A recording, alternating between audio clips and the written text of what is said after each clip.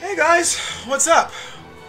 So, despite the fact that I never finished my Dark Souls 1 videos and didn't even finish my Dark Souls 2 videos, although a big Dark Souls 2 video is coming at some point where I just wrap everything up, welcome to my Dark Souls 3 videos.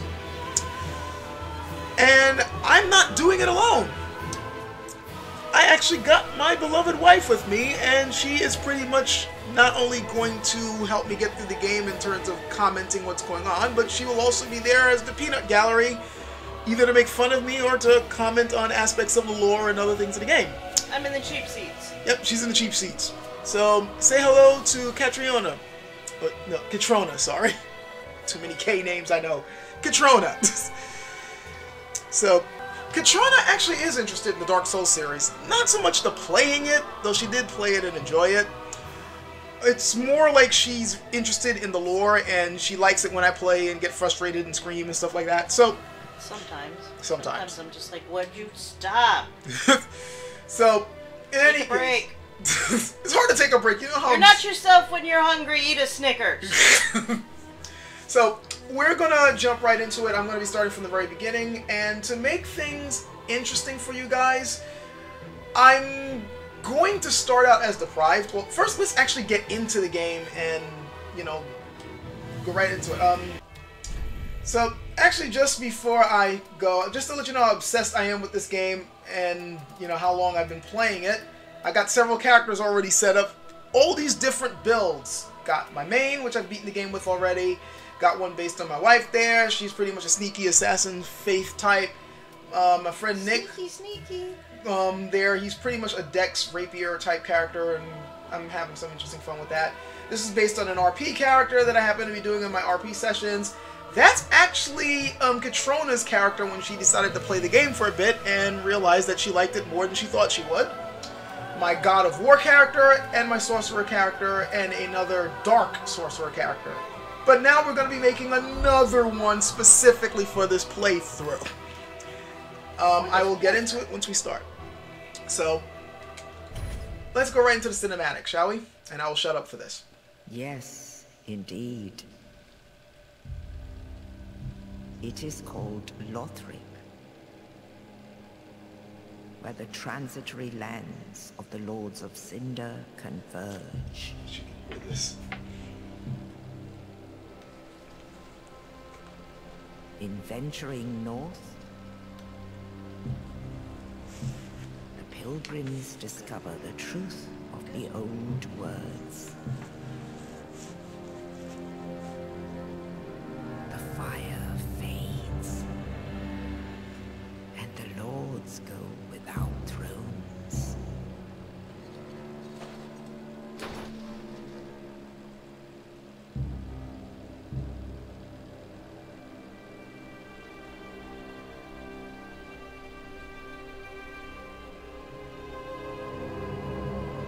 When the link of fire is threatened, the bell tolls, unearthing the old lords of Cinder from their graves.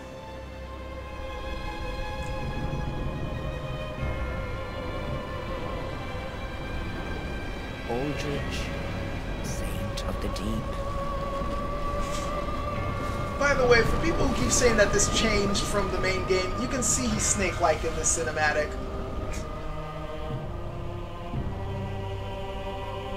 Farron's undead legion, the Abyss Watchers.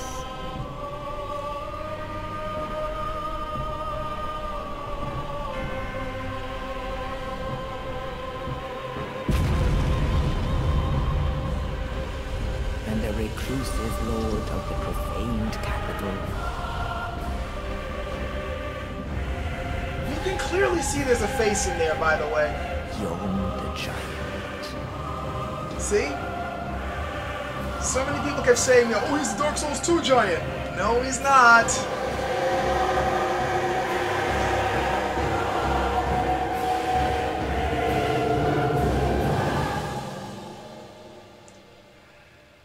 Only in truth, the lords will abandon their thrones. My wife was horrified the first time she saw this woman put that crown on her head. Because you can see that thing swirling within it. And the unkindled will rise.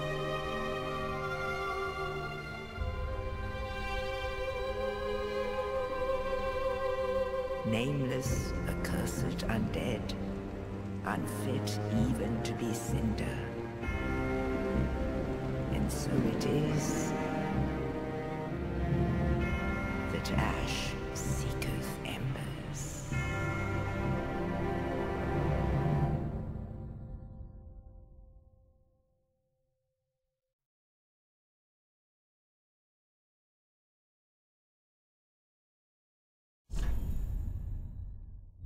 So, there was a lot conveyed in that cinematic, a whole lot, and considering that I've already beaten this game and gone through it again and again, and you see all the other characters I've gone through, not to mention going through the DLC and having played the other 2 games beforehand, I can safely say that there was a lot more conveyed in that cinematic than we first thought when we watched it. There's more than just what we see on the surface, even though there is a lot that is conveyed in the surface. Of course there's more than the surface. It's fucking Dark Souls. Exactly. But it's kind of surprising to me how many people kind of gloss over it or don't seem to realize it. At least I haven't seen it discussed all that much with all the people who keep discussing lore. For one thing, the fact that they say when the bell tolls, the Lords of Cinder rise. Remember that in Dark Souls 1, the bell is called the Bell of Awakening. So that makes me want to ask 2 major questions. Number 1, when we rang the 2 bells of awakening in Dark Souls 1, was that actually not just to get Sen's Fortress going, but also to awaken Gwyn to let him know that someone was coming to link the fire, to, you know, get him ready for what he needs to do? Because remember, he is the first Lord of Cinder. And second, who the hell was it that rings the bell in Dark Souls 3?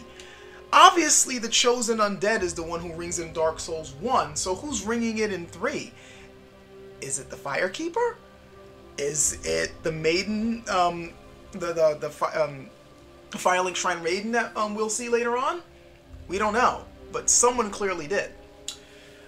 Also, as you heard me mention when the cinematic was playing, there's a couple of things about it that really bugs me that people keep saying, like, wow, Aldridge looks completely different from the way he was in the cinematic.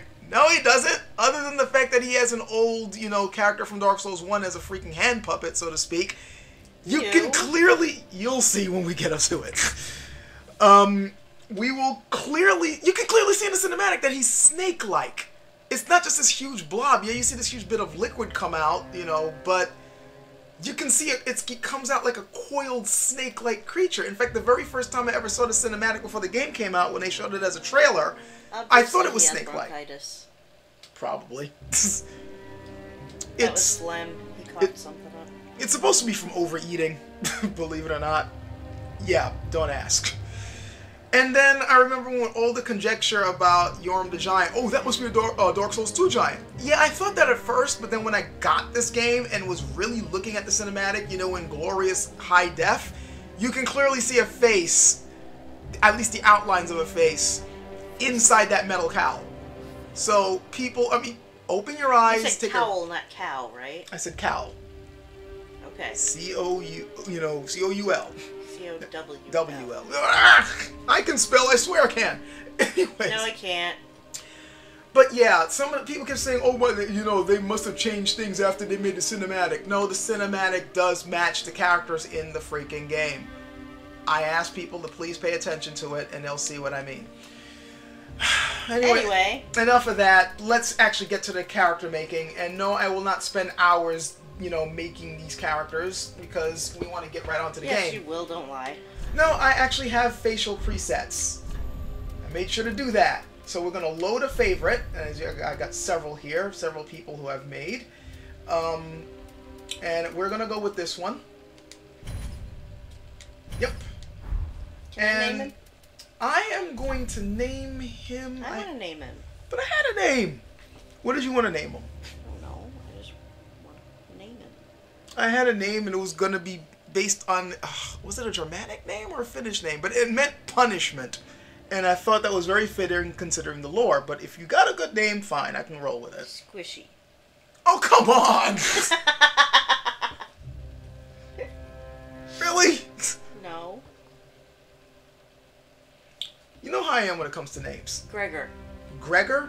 Yes. You know what? I will do that. I don't know what Gregor means, but... I don't know what it means either, but it sounds good.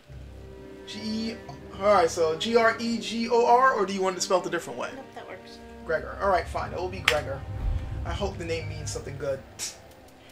Now, I'll stick with Age Young, Burial Gift. Now, normally the class that I like to start these games with tends to be Dex-based, because I tend to play Dex-based builds. I've been doing that ever since Demon's Souls. The Mercenary class is the one that I started out with when I first played this game and beat the game through, and I love it. It's my favorite class to start out with in Dark Souls 3, bar none. It starts out with dual weapons. I like using dual weapons in the game, and those Sellsword Twin Blades carried me all the way to the end of the game. I am not kidding.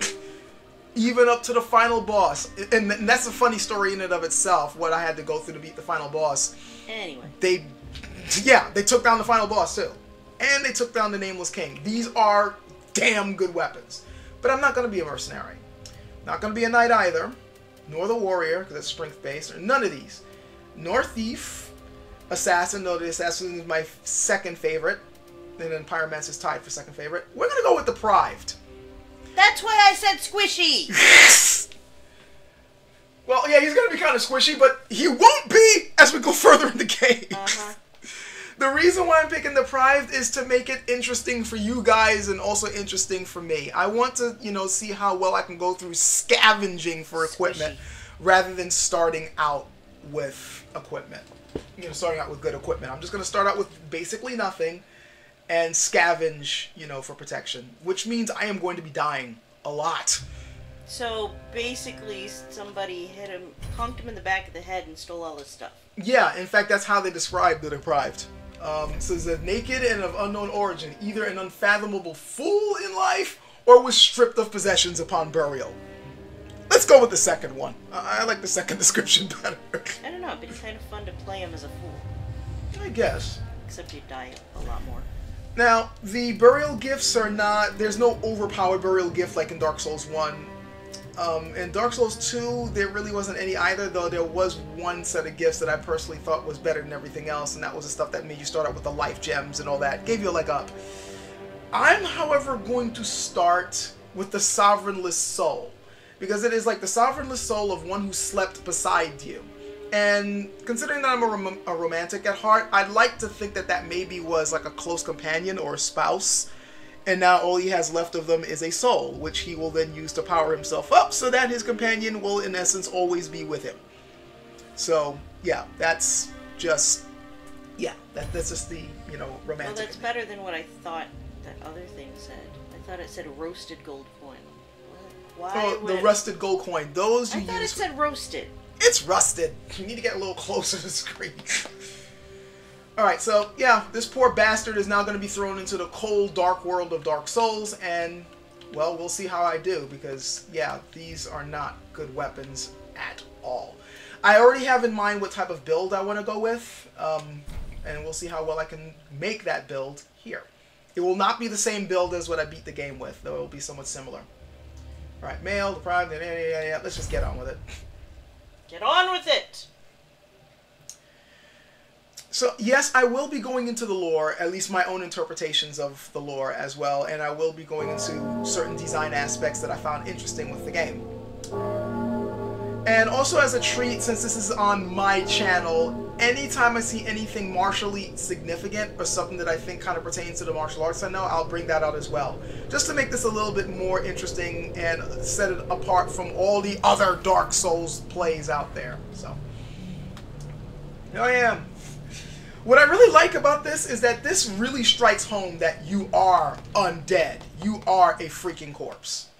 Like, the other games sort of allude to it, but now you're straight up waking up in a freaking cemetery. Yeah, if the other games didn't really strike home that you are a dead man walking, this certainly removes all doubt of that. So I already, these messages here are to show people how to play the game. I already know how to play the game.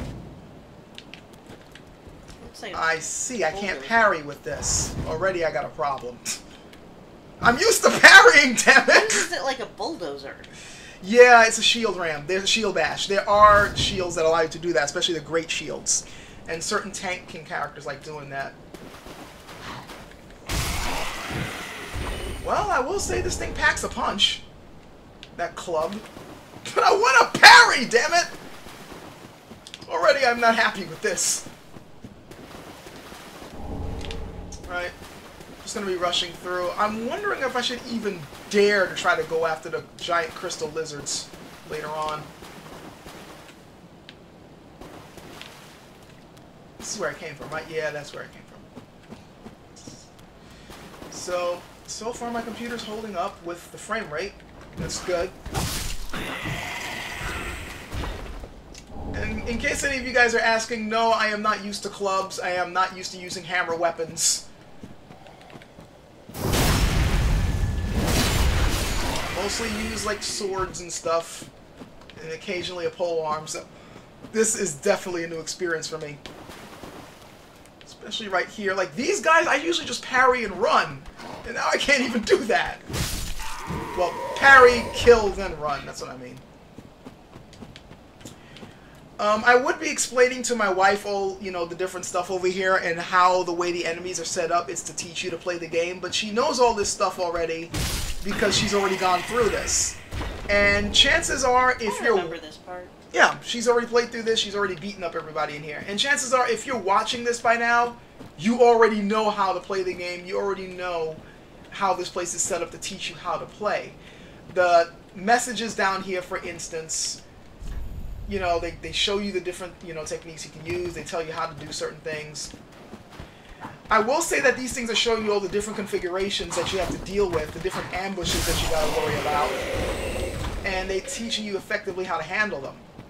I will say, however, that some of the things that they're testing you on here are a bit harsher than what you had to deal with in past games, at least in my opinion. You know what? I'm going to go to the bonfire here, and then I'm going to come back and try my luck against the crystal lizard. I'm probably going to get killed, but, why not? If I get killed, I'm just going to leave it alone and come back to it later. Maybe off screen. So, got that set up, the bonfire there, and here is where you get your first glimpse of the world that you're in. Like, everything looked all gray and dismal in that rather disheveled looking cemetery. Seriously, how many freaking tombstones can you cram in one spot? How many bodies? I know. They can't some of these bodies can't possibly still be here. They look like they sprouted. I know. Like mushrooms. And then there's the castle, which we will be going to later. And then that little building there, which we will be going to more immediately than there.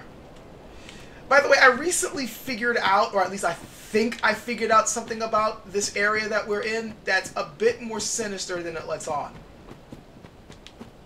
But I will get into that later on when it's a bit more relevant to talk about it. But let's just say that this place isn't what it seems. What is? It's Dark Souls. I love this. Turn back. It's warning you that there's something here that you might not be ready for.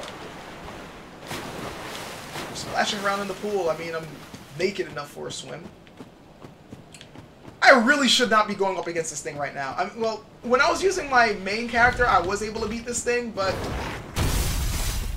I'm now, like, I got no armor, no defense. Missed. Hell no! If you notice, I'm not taking any risks here. I'm not doing combos. Ouch, ouch, ouch, ouch, ouch, ouch. Drink.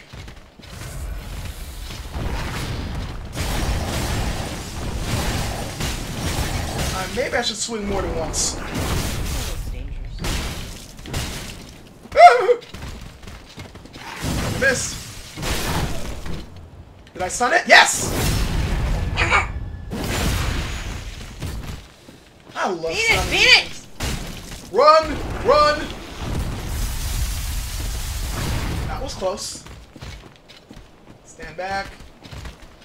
Slash. That move almost got me. I know I mistimed it. Crystal Burst.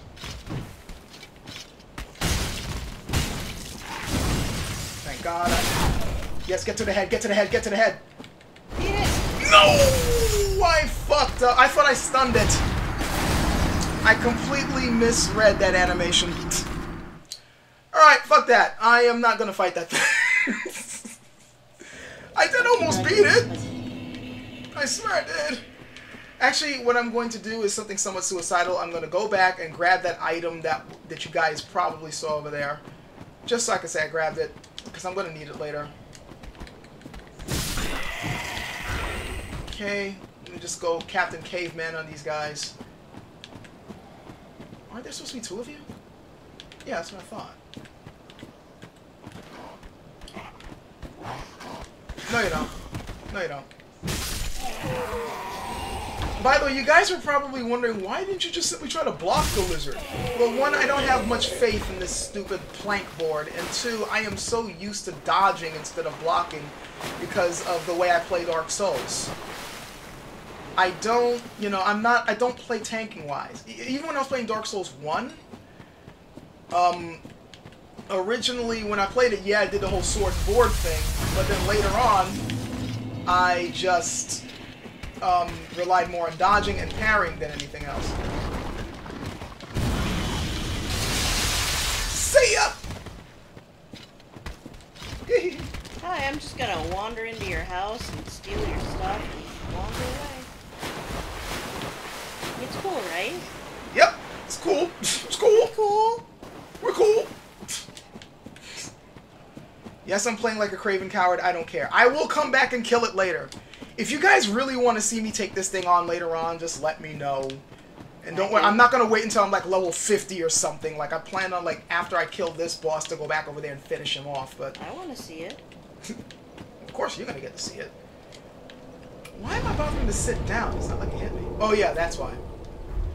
Yeah, you learn different, just like in the other Dark Souls games, you got different gestures and things that you can learn to do. And different things will teach you different gestures, and now you have to learn to rest.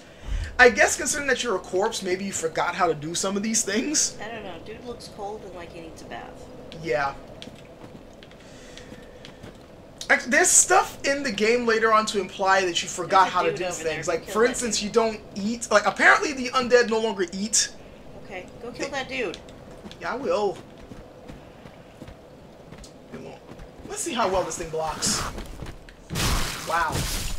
Didn't even need to block. This idiot missed. Okay, there's these jackasses over here.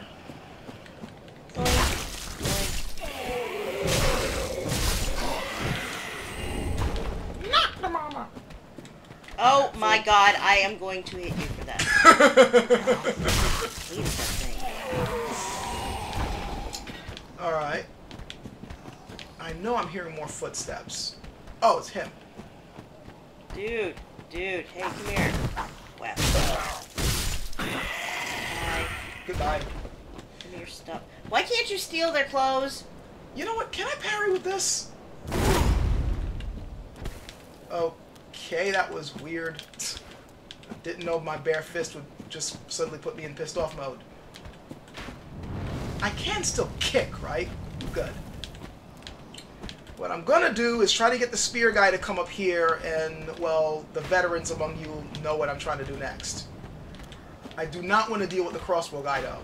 I don't want to deal with him while I'm dealing with spear guy. Don't fall off. Hello? Come on. Come on. Damn it, you bastard! Can you please... Alright, that's close enough. Gotcha! Get off my face! No crossbow shooting for you. Jerk.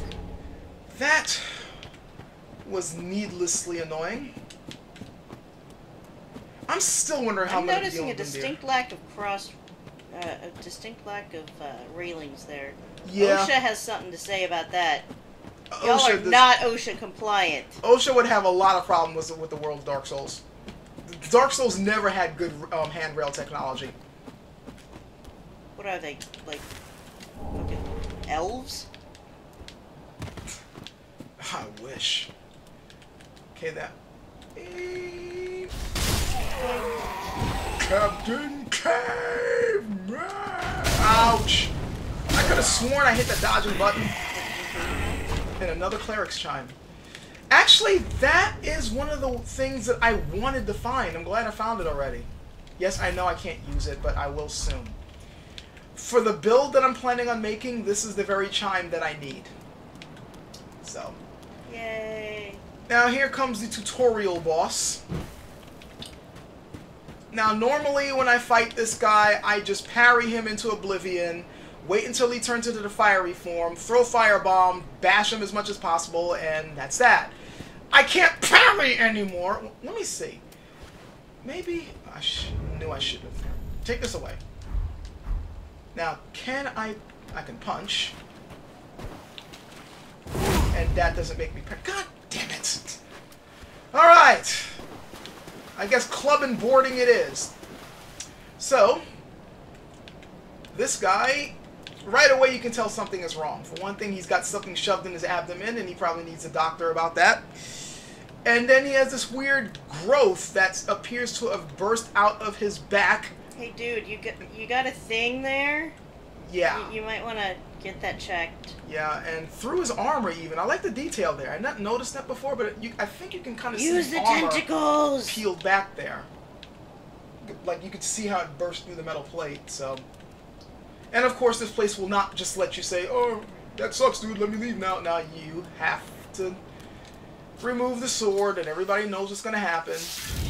Even if you've never played a Dark Souls game, you can pretty much guess what's going to happen. Items just disappear in this game when you pick them up. Bash, bash. As you can see, he's pretty slow. He telegraphs a hell of a lot. So it's pretty easy to, How come it wouldn't let me do, That was ridiculous. I should have been able to, Oh shit! I should have been able to have done the, power blow there, but... I hate this form because it's hard to tell... Whoa! Shit! What he's doing. Okay? Okay, please just let me do the... Nope, no power blow. Roll! Okay, that was that.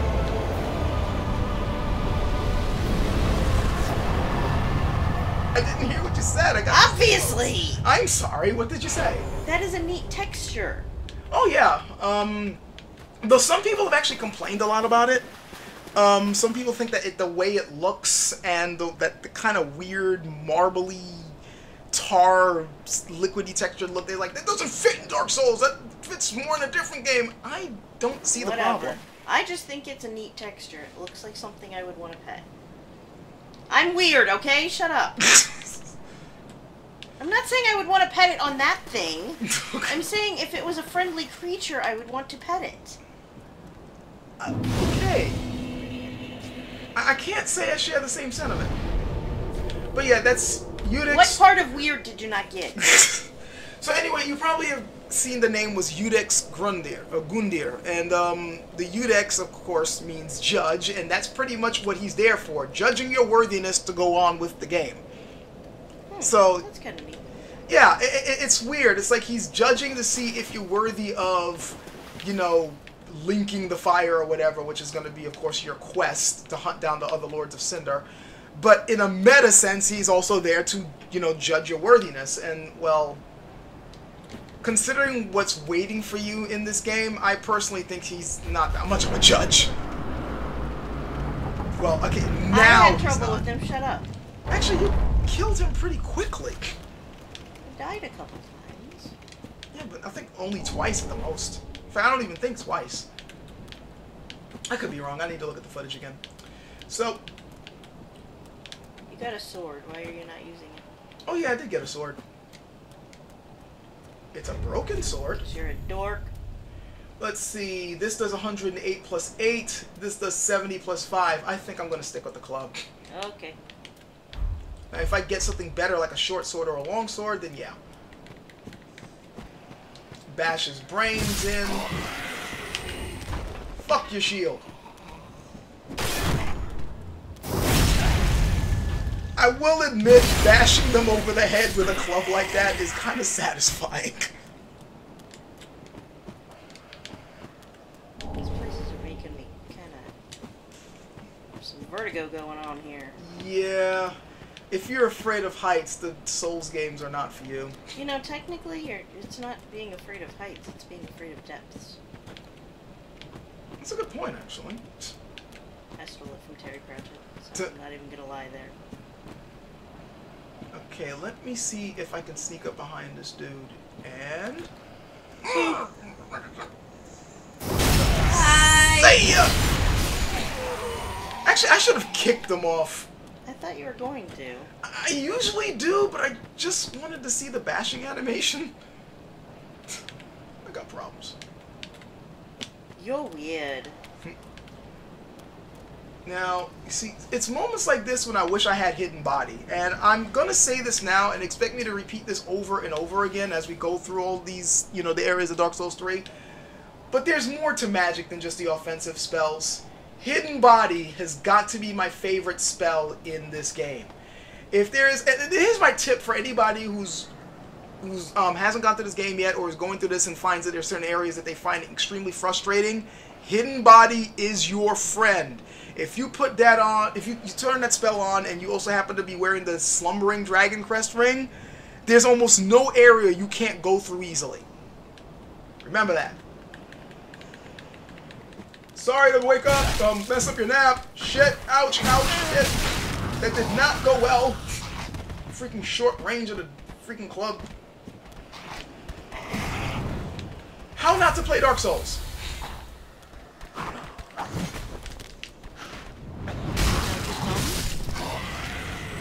I mean, I know I'm making it look like the recovery was easy, but you really don't want to deal with multiple foes at once if you can help it. You know what? I'm getting rid of this guy first. Spear guy is not the problem. This guy... guy I just dispatched, he's the problem. This guy's just a nuisance. As you can see, this place is convoluted and twisty with multiple paths and all that, which is what From Software loves doing, especially when Miyazaki is the one designing things. And as I like that there's so much to explore. Hmm? I like that there's so much to explore. Yeah, so do I. That's one of the things I really like about these games. There's always something around the corners, and usually it's not good, but then when you deal with the bad thing, then the good thing shows up. But yeah, that's definitely the bad thing. So, goodbye.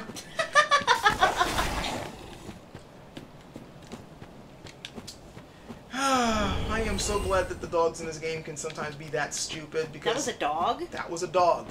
I thought it was a lizard. It's a dog. An undead, no-eyeball dog.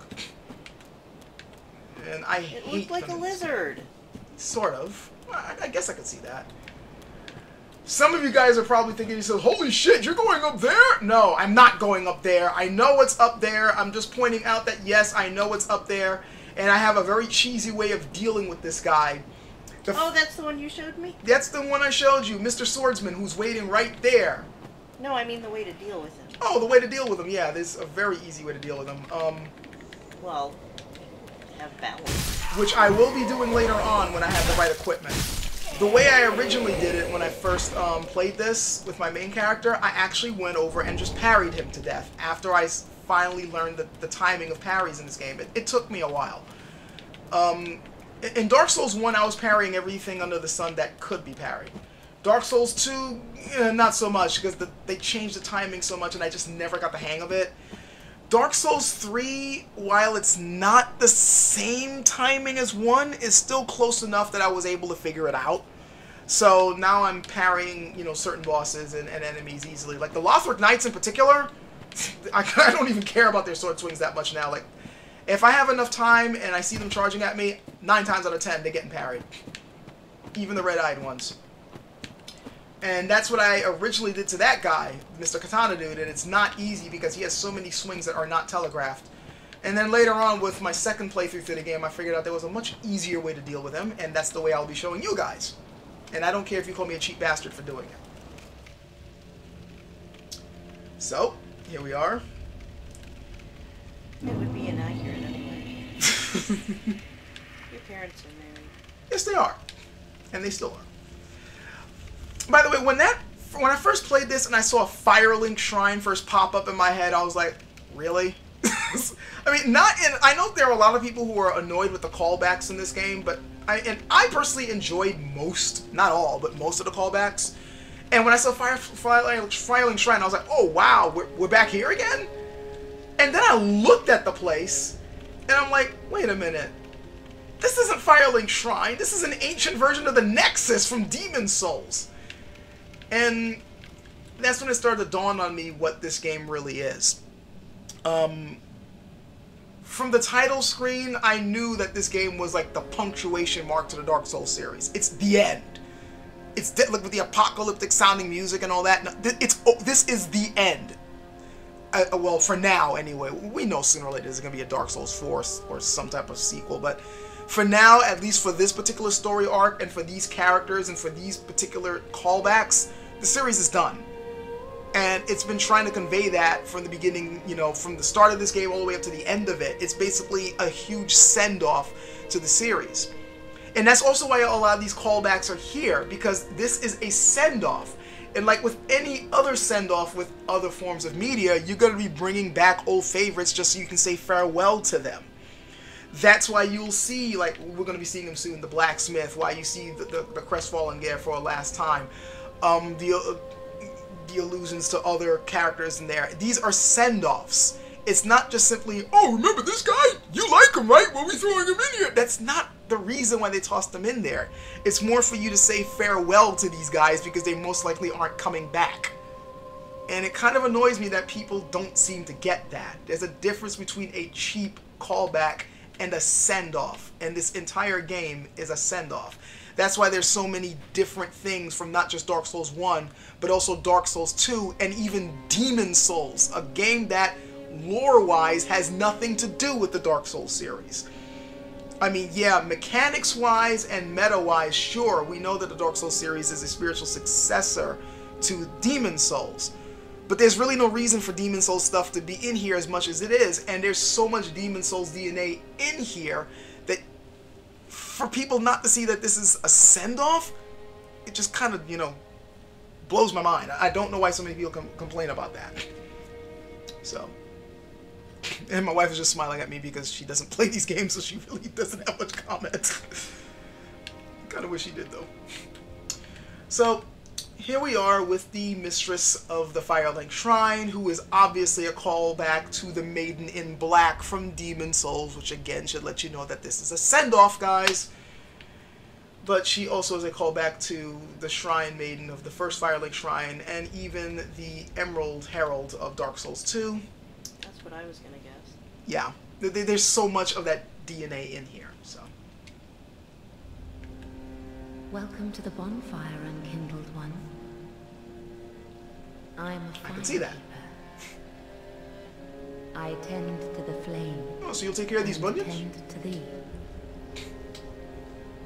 The Is there a lords bath? have left their thrones, and must be delivered to them. A shower?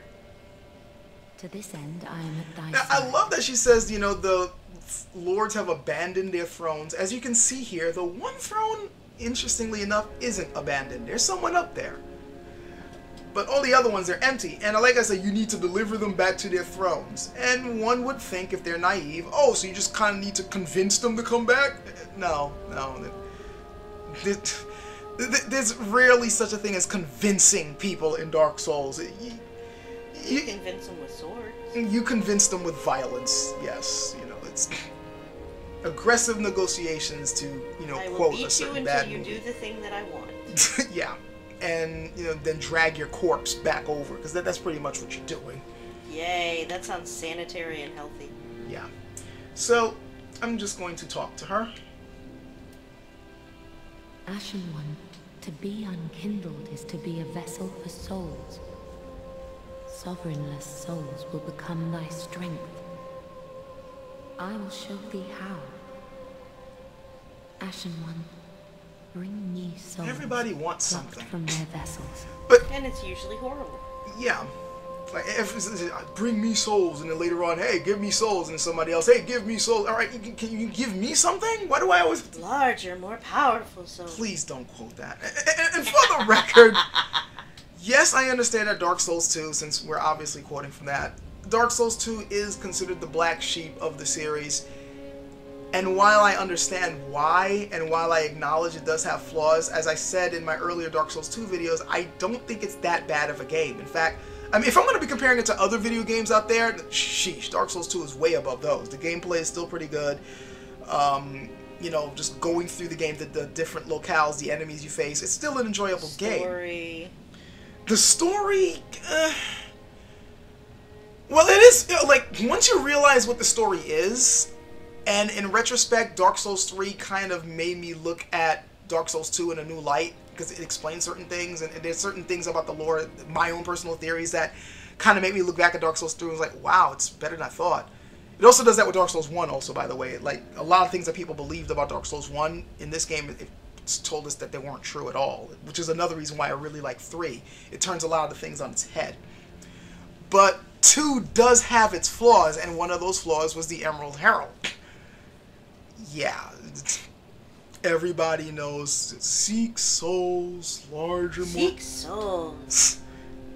It's like, okay, Navi. We got it. My wife has never played Dark Souls 2, and she got sick of that saying over. I've watched it enough. Seek less has burned in her mind as I constantly kept fast-forwarding through her speech just to level up. So that leads me to this Firekeeper, who's nowhere near as annoying. I like her. Though I will say that she kind of suffers from a similar problem in that in the beginning she really doesn't have much that's interesting to say. And in fact, for a while I found her to be kind of boring. But later on, when you find the right stuff, she becomes a lot more interesting. And maybe even... like, she's still mysterious. You don't know who she is or why she's there, who sent her there. But there's a... for lack of a better word, there's a somewhat sinister vibe to her. Especially, like, later on when you find certain items and talk to her. That I kind of appreciate. Anyway, I'm going to leave now. I will level up later. Ashen One. So she's saying you need lotion. May the flames guide thee. Yeah, I didn't get into that, and I should have explained that, especially since that's something that you yourself probably don't know about my character. In these games, you're an undead. Yeah. But in this game, you're not just undead, you're also known as unkindled, or unkindled ash. In Japanese, I think the term was... the blunt translation for it would be firewood or kindling. Okay. I could be wrong about that. Anybody who knows the right translation, feel free to put it in the comments. But you're not just undead, you are someone who failed to link the fire. I know you know that in these games, the whole purpose of the undead going through here is that you're being manipulated to link the fire to continue the age of fire, which is pretty much the age of the gods who kind of created the world that Dark Souls is in. Yeah, screw things all up. And it's a constant tradition to keep linking the fire. Every time the fire is faded, they find some powerful undead who's loaded down with mighty souls to go and basically throw himself in the fire to rekindle it anew, to prolong the age. And apparently I'm playing a character who tried to do that but failed and got burned to ash as a result. But is now arisen to go after the Lords of Cinder who had successfully... these guys, these people, these Lords of Cinder got that title because they successfully linked the fire. But when the Bell of Awakening starts up, they are arisen again to like, hey guys, the fire's fading again, you need to come back and burn it! And for some reason, these guys decided, you know what? Fuck that! I'm a Scarper. And that is something that I don't think people... this is a question I've rarely seen any lore people asking. Why did they say fuck it? Everyone just, okay, they just left, so fuck it, we need to go get after them. No.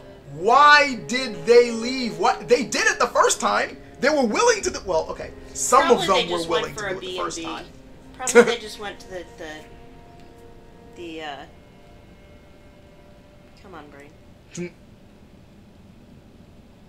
Maybe get some little R&R. Yeah. Maybe get themselves a BLT. They're on vacation. They're on vacation. Well, it seems like at least one of them seems to be on vacation, but... They're sipping Mai Tais on a beach. Like, at least a couple of them were like... there's one dude here who definitely is like, fuck that, I ain't doing shit. Like, he hasn't even linked the fire yet, and he has no plans to, as we'll see when we get to that point of the game.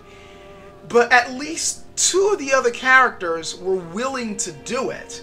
One other just simply was kind of pushed to do it because he was mighty. But now that they were willing to do it before, and now they're coming back and they're like, ah, fuck that shit, I ain't... Hell no. Why? I have my theory as to why, and I think at least two of the endings, no, well, one of the endings in particular, I think kind of points to why. And also, it should be noted that in Dark Souls 1, it only took one undead to rekindle the fire. And now we see 5 thrones plus yourself needed to link the flame again. Because they keep extending it past its natural death. Yeah. It was... obviously, you keep needing more and more and more energy to keep something going long past the time when it should have died. Yeah. And this is something that I figured out right away. Like, I hadn't even gone to, like, the first area yet. Everything I'm saying to you guys right now is what went through my mind when I first played this game way back in April. I'm like, why is it taking 5 people plus myself, we're going to be loaded down with mighty souls, to get this flame rekindled? That means that there's less and less... We're having diminishing returns here, pretty much. That's it. That's what I was meaning to It's say. like there's something like the flame is obviously like the prophecy is coming true in the sense that one day the flame will fade and only dark will remain. And no matter how many damn times we keep linking the fire, sooner or later it's just not going to be enough. And as we go on further, we will see that. But enough of my yapping. Let's actually just get on with it. I'm gonna throw a fork at you, cat. Pleasure to make thine acquaintance. My cats are being annoying. I am but a humble they're just being handmaid themselves. of the shrine. Weapons, armor, trinkets, and spells. I've lots of little things to ease the burden of a weary traveler. And yes, I'm undead too, but not so charitable as to give my goods away. Ashen One, fetch souls and bring them to me. As is thy want? No? So, she is a handmaiden of the shrine, and she's there to sell us items, and these items she gets from, believe it or not, dead bodies.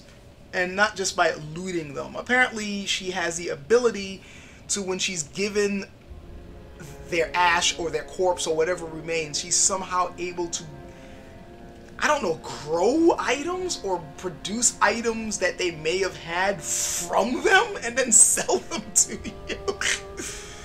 That doesn't sound legal. I don't think there's anything such things as legal anymore in this world, but yeah, it's... What I find interesting is that she is obviously from Dark Souls 2. Like, she's one of... In Dark Souls 2, there were these women who were supposed to be former firekeepers, and now we see one just like her here, but as a handmaiden of the shrine. And to me, there is some sinister overtones to that, because these fire maidens, these former firekeepers, know all about what it means to be a firekeeper and what it means to be a handmaiden, which means that they know all about what's going on here, and they know all about that woman's fate over there, and they're hinting that she's not exactly in a good spot, and they don't seem to care. At least she doesn't seem to care. I'll go into it further when we get further into the game and it becomes more relevant to talk about it. But there's a lot unexplained about these two.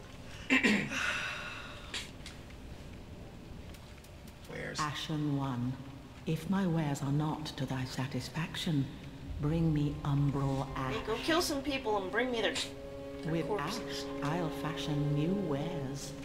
Is it not our sorry fate to sup on death? I like that she says that. Is it not our sorry fate to sup on death? Which is pretty much what you do in this game. You do kill people and take their souls for your own benefit. Which, in a way, is kind of what we do anyway. Yeah. Life feeds on life.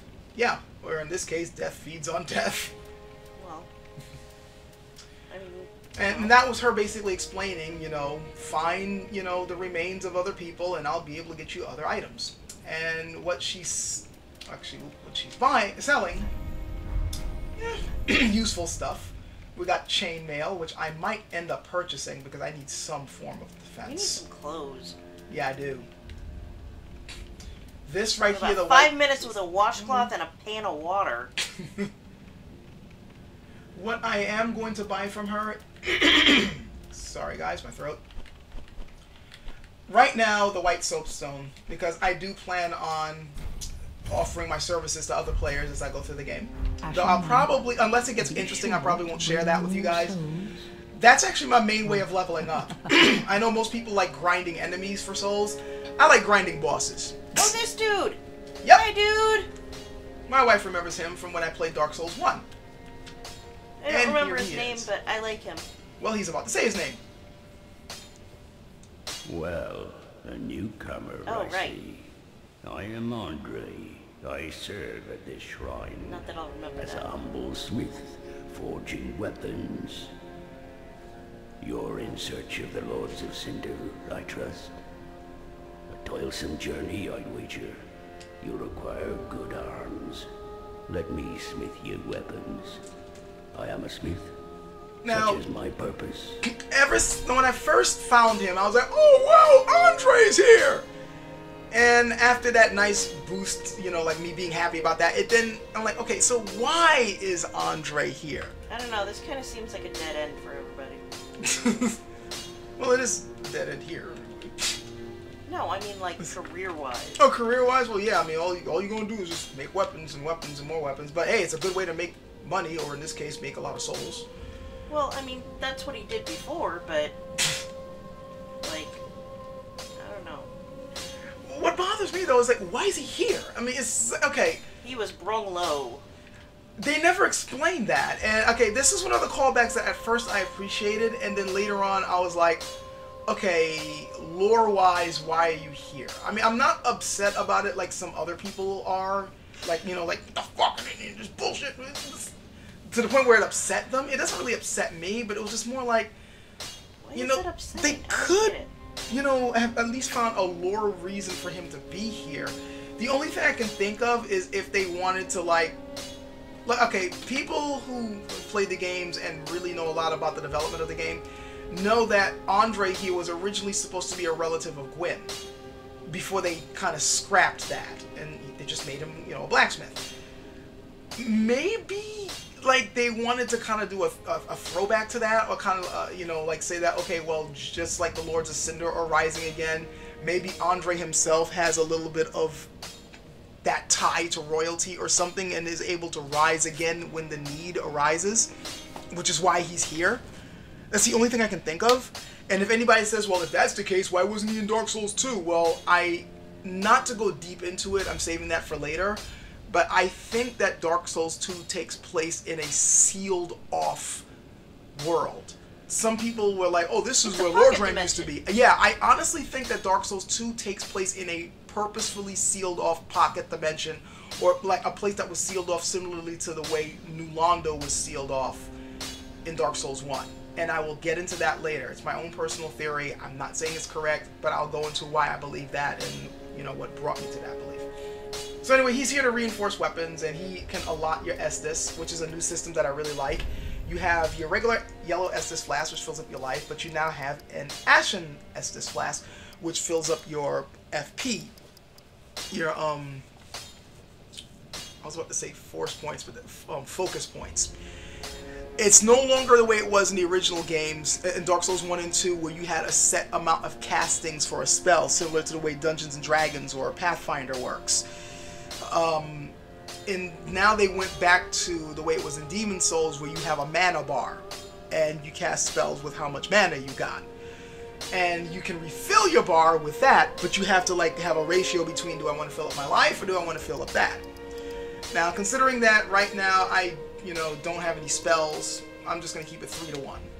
That works for me. Be careful. Pretty be careful. I love that I don't line. want to see my work squandered. Like, it's a unit, look, man, I'm working hard to make these weapons. Don't be stupid and get yourself freaking killed and waste my goddamn time. So, these are the only people here in the shrine. And I think I've wasted enough time, lingering here. So I'm going to talk to the one more important person here. And then I'm going to quickly give myself an extra little boost and get on with Lothric Castle. And I'm hoping to kind of rush through Lothric Castle and get to the first boss. But in case I don't, well, then I'll just cut it into the second part and just go straight to the first boss. All that unkindled. Now this guy. And the seeker of lords. I am Ludleth of Corland.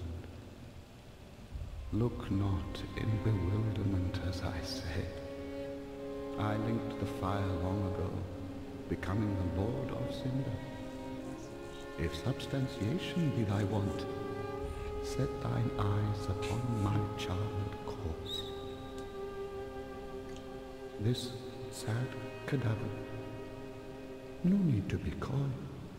Now this Take guy, a big whiff. this little guy is a badass. He really is. The more you play the game and the more you talk to him, the more you realize that this guy is no joke. He has a conviction and a strength of will that just blows my mind compared to so many of the other NPCs in the game. But there's also a somewhat sinister side to him, I think. And there was something that I recently kind of like, there was a couple of lore videos I watched, and it was like putting 2 and 2 together about this place that we're in and some of the events in the game, which makes me realize that this guy is not just a badass, but he may also be a pretty damn good manipulator as well. There is a lot more to him than meets the eye. Like a transformer? Knowest thou of our purpose? Take 5. 5 thrones will take 5 lords, as kindling for the linking of the fire. The fast-fading flame must be linked to preserve this world. A reenactment of the first linking of the fire. So it is. It's interesting that they call this a became reenactment. Lord of Cinder. I may be but small, but I will That's die a big a line. I may be colossus. small, but I will die a colossus. That just gives you a hint to just how much conviction this guy has to making sure that the fire is linked. But it also interests me that he says that they're reenacting the linking of the fire when there was only one guy needed to do it, and now they need 5 plus 1 more. So this is sort of a hint to me, not only that there's a lot of diminishing returns here, but that the history of what went on has possibly been corrupted or twisted or changed in some way. Like, and there are clues with item descriptions and stuff that people are not remembering things the way they actually happened, which is something else that I like about this game. It does a good sense of showing that so much time has passed. Do not be away. So, overlong. Then we got this sorry sucker here, who in every Souls game there always has to be a depressed bastard. And he has one of my favorite lines in the game, and I'm sure my wife will guess what that line is. Ah, another one roused from the sleep of death. Well, you're not alone. We unkindled are worthless. Can't even die right. Gives me conniptions. And they'd have us seek the Lords of Cinder and return them to their mouldering thrones. But we're talking true legends with the metal to link the fire. We're not fit to lick their boots. So this sorry sap here is our new crestfallen. There always has to be a crestfallen warrior. But it cracks me up that he says that them not being able to die right and being forced to do this task gives him conniptions. I mean, if you are just sitting there depressed, I mean, I would think that having conniptions would be on the other side of the scale. Instead of just simply being there just, oh, life sucks. But then you get conniption fits? Like, I would love to see this guy going through conniption fits at least once. But he does end up kind of Either that or redeeming shake himself. him till his teeth rattle.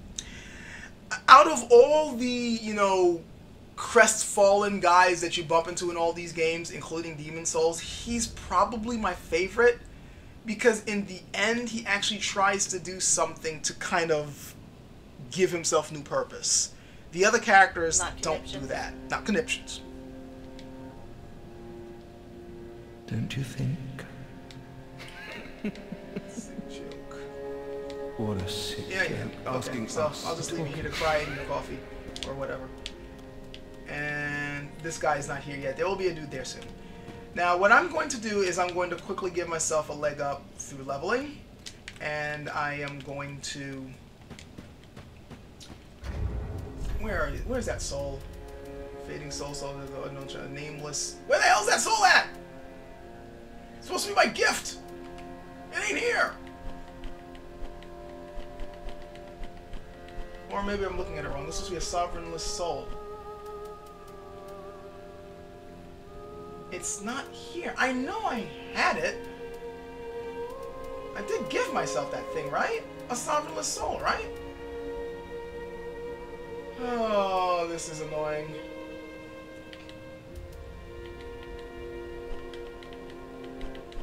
Oh, well. I guess I'm just gonna have to work with what I got. Wasn't that kind of the point? Oh, I got 2,000. That's a nice jump. And then give myself this one.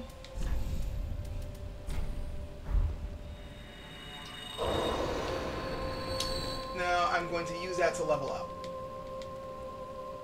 Yeah, she's basically telling me, just can you put the freaking, you know, thing on the bonfire, please, so you can get on with your job. Very well. That's a callback to Demon Souls.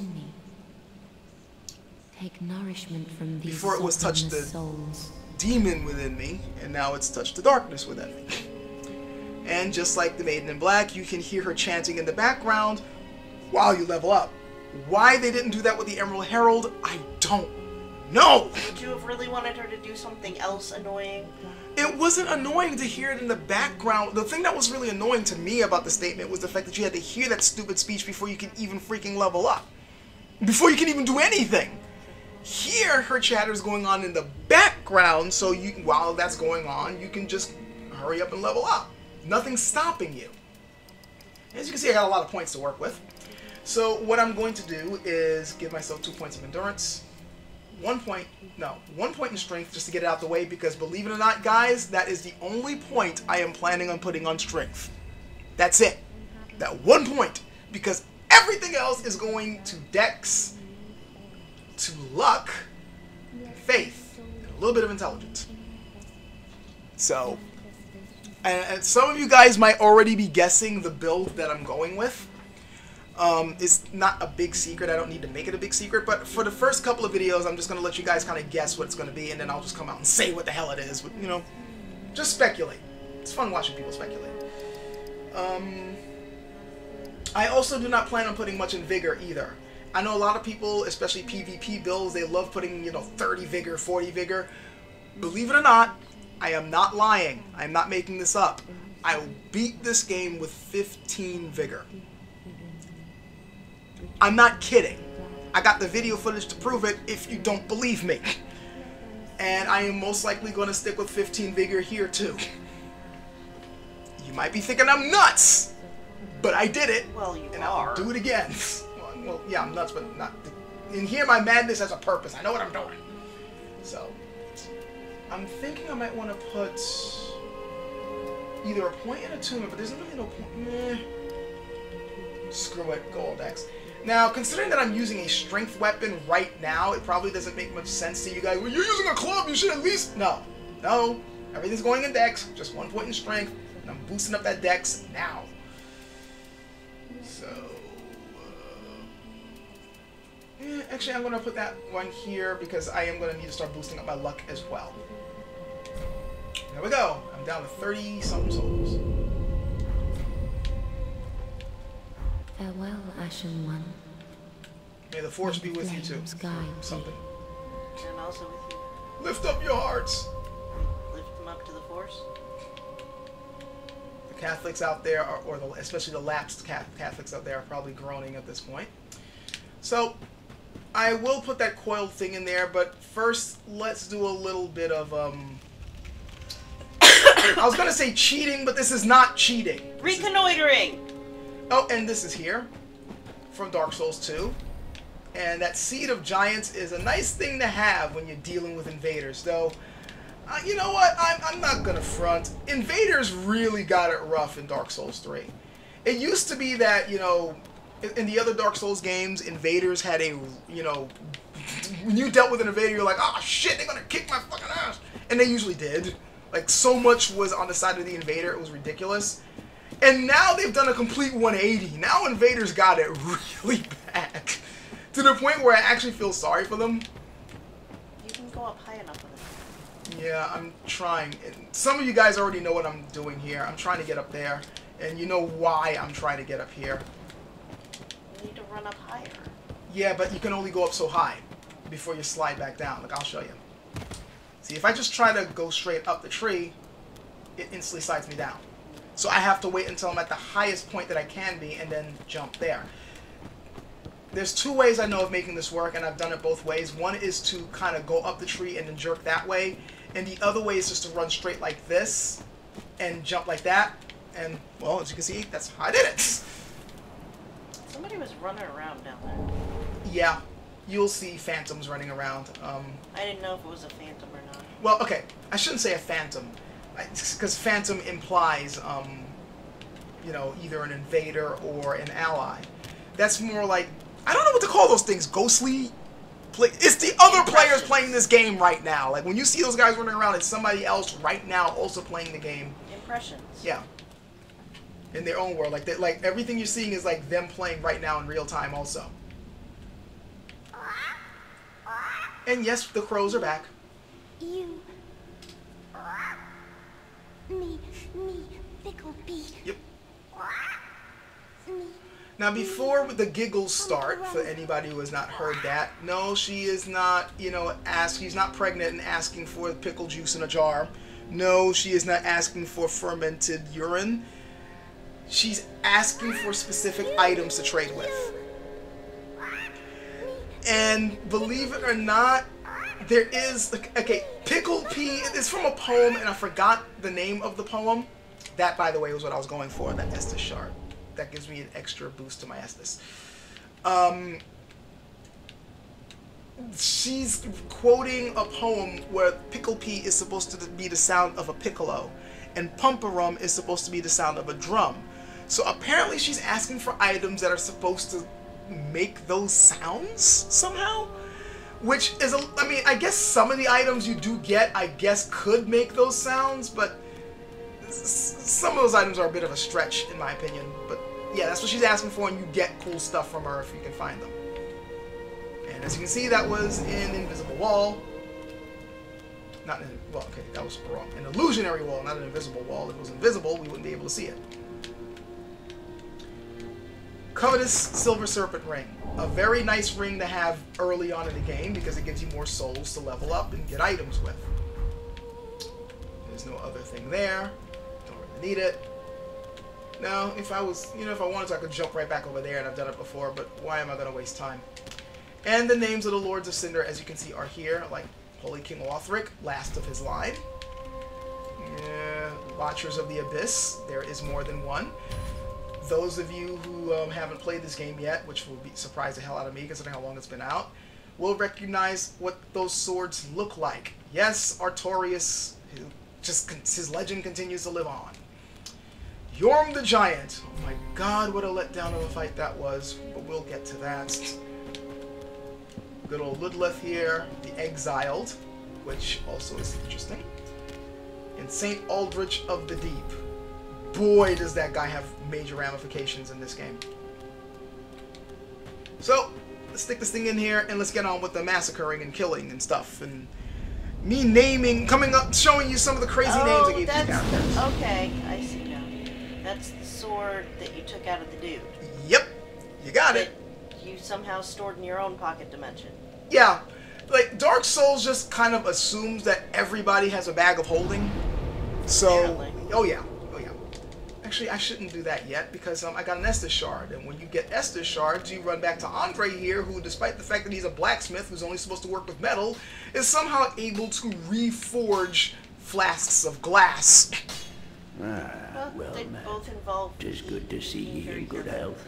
What needs smithing this day? Well, okay, I guess, you know, the whole heat thing works, and I would say that, yeah, you got a point there, except he has no forge! Then how does he forge anything? I have no motherfucking clue! And it really frustrates the hell out of me. It's been how many games, and they still don't get it in their heads that if you're a blacksmith, you need a forge. What's even more frustrating is they came up with a blacksmith who had a forge! Dark Souls 1! Not the main blacksmith. Andre still wasn't smart enough to have a fucking forge, but, you know, I guess using the magic of Lucky Charms to make his weapons. I don't know what. But there's another blacksmith way down in the... Yep, and they're magically powerful. I guess. I don't know. But I forgot the name of that other skeletal blacksmith down below in the catacombs. But he's got a forge! And he's got a cool forge too, like he actually made a forge out of one of the coffins down there. Like one of the stone coffins, he turned it into a furnace.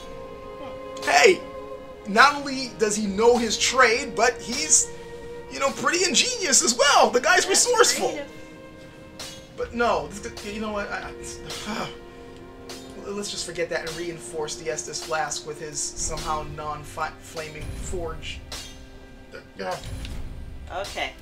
Take a breath. Pretty be careful. I don't want to see my work squandered. FromSoft, if you're listening, and I know you're not because this is a small channel and this video is only going to be going out to a small group of people, the next time you make a game like this and you throw in a blacksmith, please remember that you need a fucking forge to make weapons.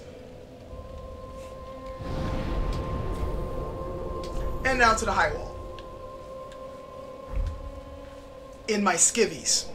I could have bought the chainmail, but I used those souls to level up. And I am not going to be running around grinding on those idiots out there just to get enough for chainmail. And besides, by the time I do that, I'll have already found other armor, as you will see. Yeah, don't grind on people. It's not nice. Yeah, you kind of, you know, lack of consent and all that. So, here we are. And that I found very interesting, that you see a coiled sword in what looks to be some type of chalice or a tiny lord vessel over here. This, even when I first played this game, I had so many questions about this, and I still have a whole lot of questions about this. Was this a broken bonfire? Is this, is there something significant that happened here? Especially since, you know, when we use that coiled sword, we get sent to this particular spot where we see this broken coil. What's the significance of that? Was it used in a particular ritual? Does it have anything to do with the fact that that Firelink shrine seems to be separated from everywhere else? And that I will be getting into later on. Come on, squishy. I still love that. No matter how many times I replay this game, I still love opening up that door and being greeted to this. This is also one of the reasons why I am so glad I am playing this on a PC, because as nice as the PlayStation 4 is, I don't think the graphics would look as good. Well, that we don't have one. And immediately we get even more things to go what the fuck about. These things. What the fuck is up with the Fire tree your people? interior decorator! Or exterior decorator. It doesn't just look like these guys were impaled by trees. No, it looks like they are turning into trees. And this is a constant It's theme Harold! throughout the game. Hi, Harold! Harold? You're gonna have to explain that one to me. It's from Fallout. Hmm? It's from Fallout. Oh, He's got a tree growing in his... Oh, him! Yeah. Right. Well...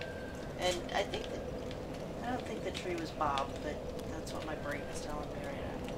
So, yeah, these guys are turning into trees, and you're going to be seeing a lot more people turning into tree motifs throughout this game, and it's never freaking explained why or what the hell is going on. That's clearly not Harold. That's like his evil cousin. Oh, the blue thing there? No. Oh, these guys. Yes. I see somebody else decided to go the deprived route as well.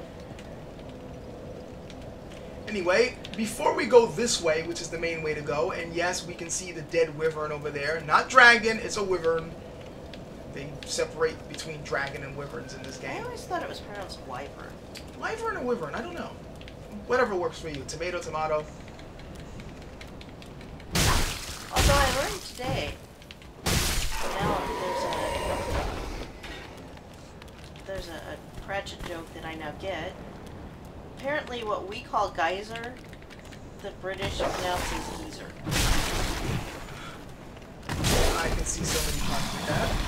Yes, And, by the way, that's the close-up of the dog for you. Yeah. This world is decaying fast. I believe saying? it was the Hogswatch book. Really? Yes. Remember Reed Kelly goes in the B.S. Johnson shower thing? I could be wrong. Now, something else that I want to touch on that some people have mentioned, and I don't get what it is. I've heard a lot, especially from a podcast that I really like to listen to about Dark Souls called Bonfireside Chat, where they felt that Dark Souls 3 did not convey the whole end of the world feeling as well as, say, Dark Souls 1. Now, I love... That looks pretty desolate to me. I know, okay. I love that show. I love that podcast. It's great. The way they discuss these games in depth and the different opinions that they have, I think, are really good. I don't always agree with them, but I don't have to. I just like listening to their different perspectives, and I find a lot to gain from their different perspectives because it makes me think about the game in new ways. But I couldn't disagree more with the assessment that this game doesn't, you know, have an apocalyptic feel like the other ones. Like, they complain, well, this game, it looks like things are going on. There's so many people here. Look! And then true, if you look over this balcony over here, for instance, you see that there's so many people there milling about. And the next area after we beat the first boss has a village with tons of people. So they're like, well, there's so many people, so how could this be as apocalyptic as Dark Souls 1 where there's hardly anybody? A few things to keep in mind. Dark Souls 1 takes place in a land that was purposefully abandoned and separate from the rest of the world, which apparently still had a lot going on in it, especially from the item descriptions we get, like the Way of White and the different churches and the Dragon School. There was a lively world going on outside the world of Lordran, which was abandoned and was a place that people were sent to either in exile or on a desperate pilgrimage. So of course it would be desolate, because no one would be there. Hey, one of them lizard dogs just showed up. Yeah, I know. I stood there on purpose just to get them to charge up here so I wouldn't have to deal with them down See there. why I say it looks like a lizard? I do see why you'd say that. How dare you, Mike? Bad dog! I'd rather take care of the dogs up here instead of trying to deal with them down there, because over there, Mr. Axe Guy over there, I like to call him Mr. Disgruntled's McGee. His real name is Murphy. And he's there whenever you fuck up. I should show a motif of what happens when you fuck up around here. He's Murphy McGee, nicknamed Disgruntled's. I call him Murphy because if you fuck up, he's there to punish you when you do things wrong. And of course, Murphy's Law, whatever can go wrong will go wrong, and he will be there to punish you for fucking up. Hence, his name is Murphy. I have a very convoluted sense of humor. But to go back to what I was saying way more before, thought in that than I think most people would. most people would bother killing these guys, but I don't see the point. They're not attacking you. And yes, I do know that they like hiding enemies among them, but I know who they are. I wish I had the parrying shield so I could just parry this guy like I normally do and just get on with it. Take this freaking club.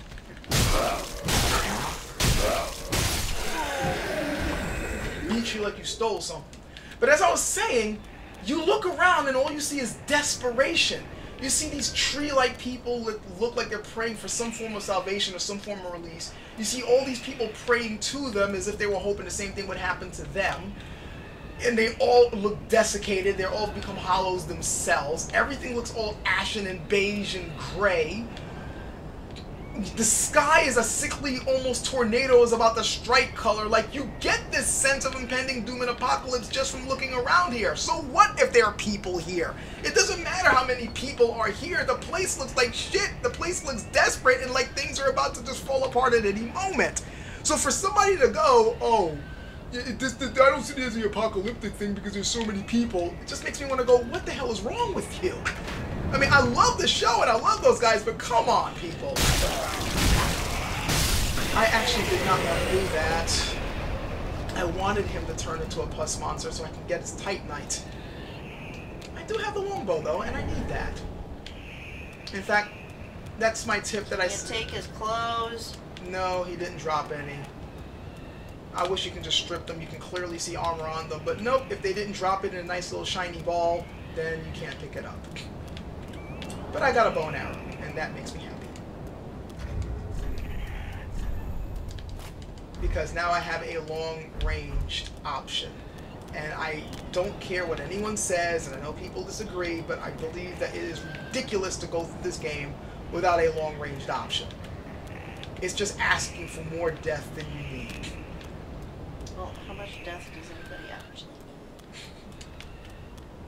need? Well, sometimes you need a little bit. You know, just a touch. Just a smidgen.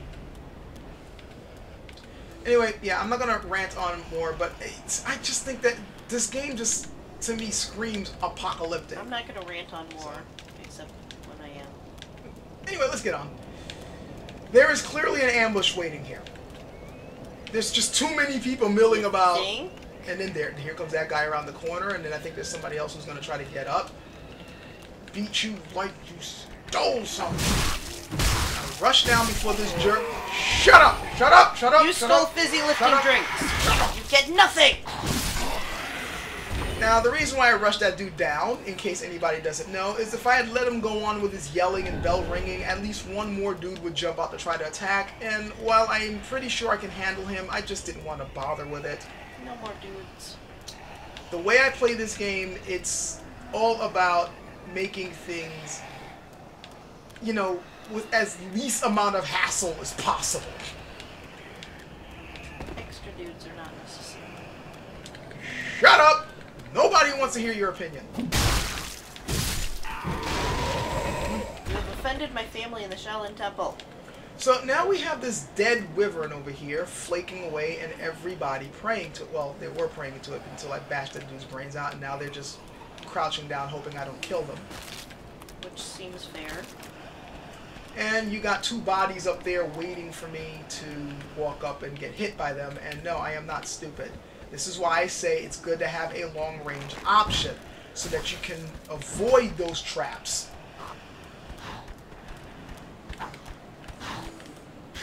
You must have studied from your bridge school of sword fighting. School? I know you're gonna get up. Firebomb. I'm gonna need those. And binocs. I like binoculars. Not only do they help me to look, you know, way ahead and plan out my stuff, well, at least they did in the beginning. Now I know where everything is. But it also helps me to look closely at certain NPCs and other things that I find interesting. It's kind of funny that I use the binoculars many times to look at things right in my face. You know, sort of the opposite of what you use binoculars for. So really, it's more of a magnifying glass. You know, the way I use it, yeah. I'm going to drop down here, pick up this item, which I would have seen if I went down the stairs normally. You know, where I bashed that first bell guy. And then I'll just introduce myself to this dude's spine. Hi, nice to meet you.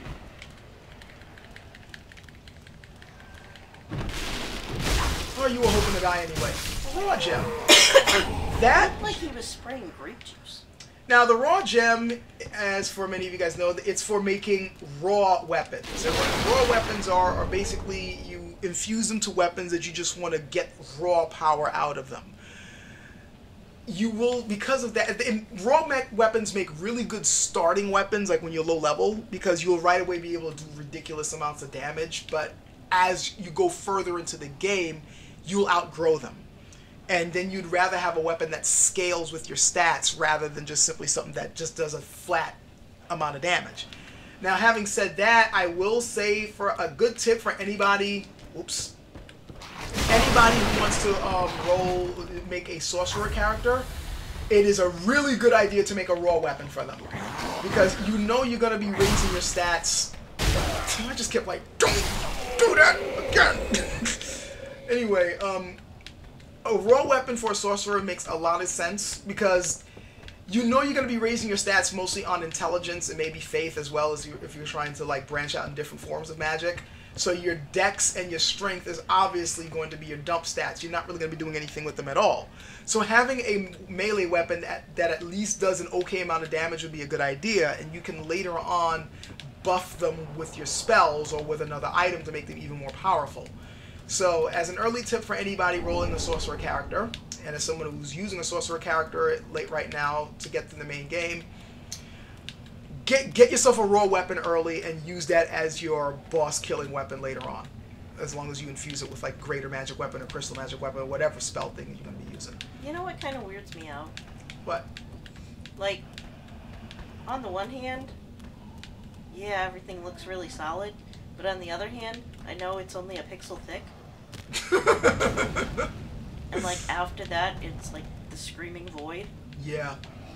It just kind of weirds me out sometimes. Yeah. My body's all covered in the blood of my enemies. And not a stitch of clothing on me. God damn it, I want some armor. Hey, you. Can you please get your slewfoot ass in here so I can kill you? Thank you. I appreciate it. Fuck your shield.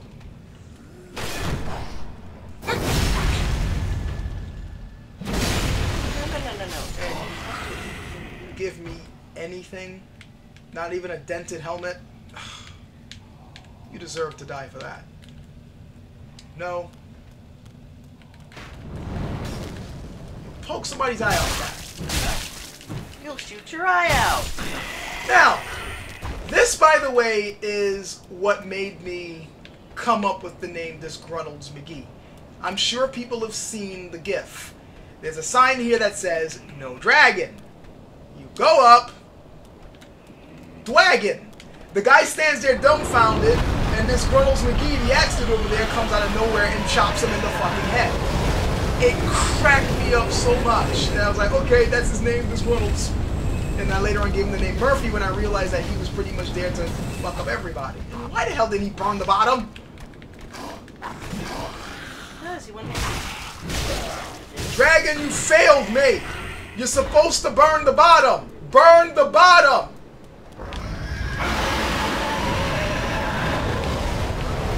Hey, down here! Hey, hey! Hey, listen! Thank you! Damn! Dragons are so stupid!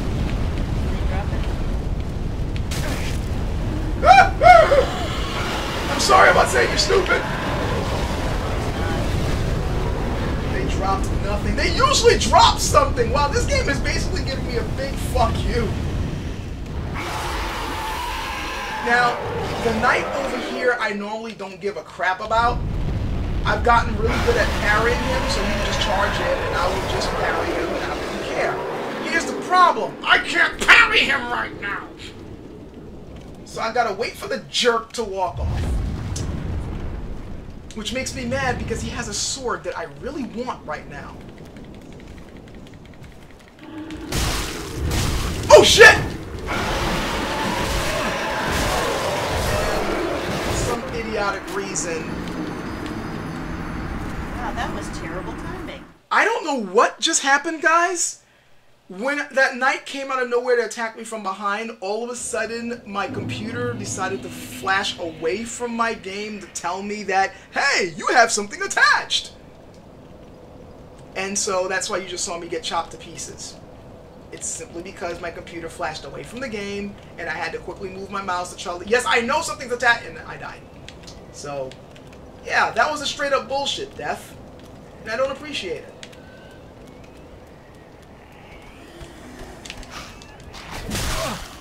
Okay, that was crap. How the hell did you get Oh no. Fuck it! Now I got him and... Who else? Just 2 people. I have to admit that the way they sound when they chase you does amuse me. The whole...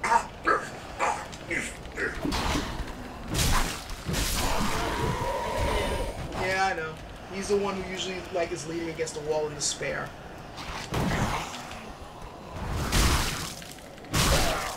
Not very useful, that dash. And my stamina is crap. God damn, I need to raise it up. Thank you. Thank you.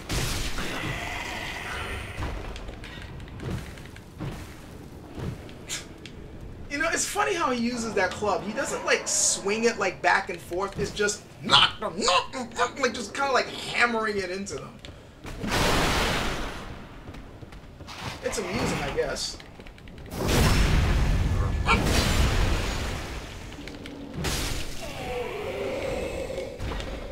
Damn, these guys don't want to drop anything. I guess I am going to have to grind for armor because at this rate, it's the only way I'm going to survive. Alright, so I got Spear Dude over there. You know what?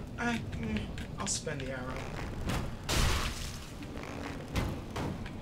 Alright, that got his attention, so hopefully he'll get over here fairly quickly.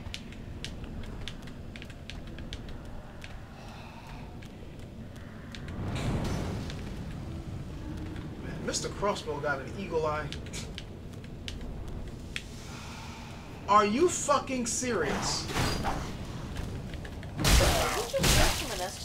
Yep, some enemies do that.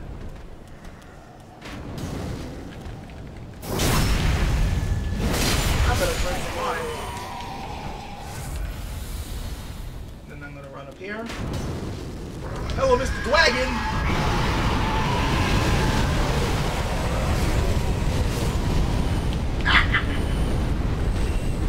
Friends are dead. The problem is I stayed down here, so now he's gonna aim over there. Shh. That thing will kill me in one hit. Come on, wagon. I'm over here. Yeah, there you go. Run, run, run like a craven coward. I suppose I could try to take the knight on, but I really don't want to in the condition that I'm in.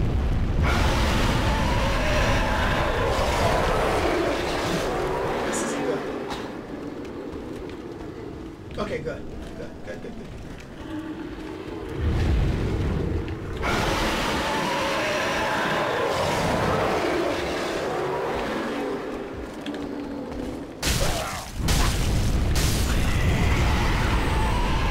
Hoping that knight didn't see him, because it looks like he stopped there like, hey, I hear somebody's brains getting bashed in. I might need to investigate. You don't need to investigate nothing, Mr. Knight. Everything is fine. Yes, I know, but the 2 thieves down there, I heard them running after me. But I made it to the bonfire, so you lose! I will rest at it, lick my wounds. Now, guys, I do know about the door that's just underneath Mr. Dwagon, aka Wyvern, whatever. I could shoot at it from here if I wanted to with a bunch of arrows, and that's probably a good idea. Another trick I know is to just run under the door, then point your arrows upward and shoot that way, which will actually do more damage. What's over here? Titanite shard, I need that, but for the weapons that I want to get. Okay, how many souls do I have? Let me see what I could buy with that. If I can get myself at least a buckler, I'm going to try to take out the knight. I thought you got something. You got a... I did? I think. Well, I will check in a moment. So, I'm back over here, and I'm going to check my stiff and no shield. It would have been nice if I'd gotten a shield. Alright. You. Give me some. You sell... a leather shield. does have a parry, but it's not... Well, it's better than what I got, at least as far as I'll be able to parry with the freaking thing. Large leather shields. Physical is 78, 74. It's not the buckler, but it'll do. If I'm going to be spending 500 and 69... Actually, let me check something. What is this pathetic thing's defense? 53. Ashen one. Oops, messed up. How? Let me see here.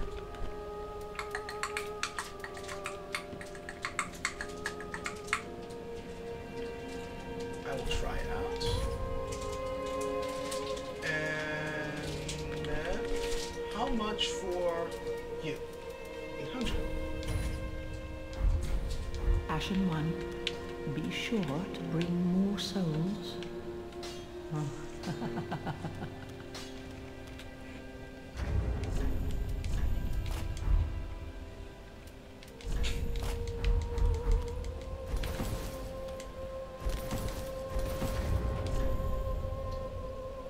weight is 42.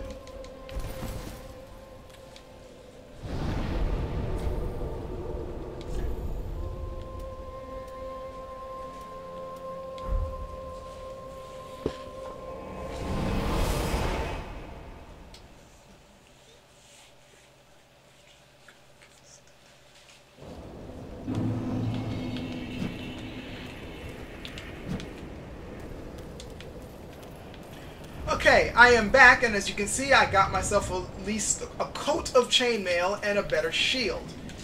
One that I can parry with. So... But, get your brains in, motherfucker. I did not get myself a better weapon, though, but I am hoping that that will be remedied shortly. As you will see. I'm waiting for a certain jackass to come back. And I hope that I got my timing right, because I am so used to parrying with the target shield or buckler. Fuck you! Yep, I still got it! Beat your brains in! Beat your brains in! What's wrong? What's wrong? What's wrong? That was the wrong thing to parry! Come on.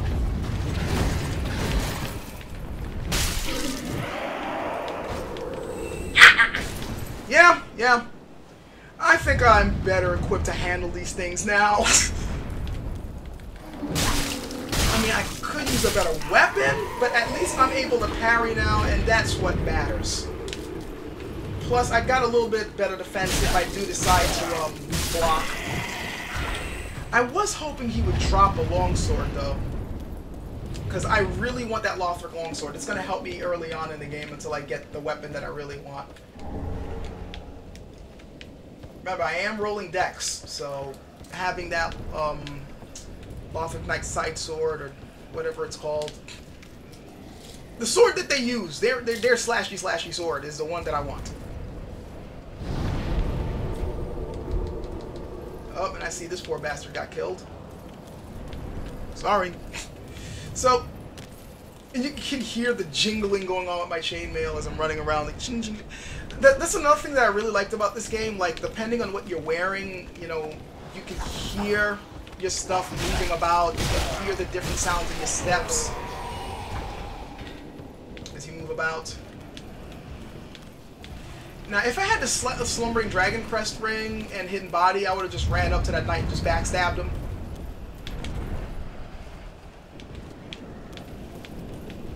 Alright, he should be coming back now, and I'll just give him the business like I did last time. Fuck you!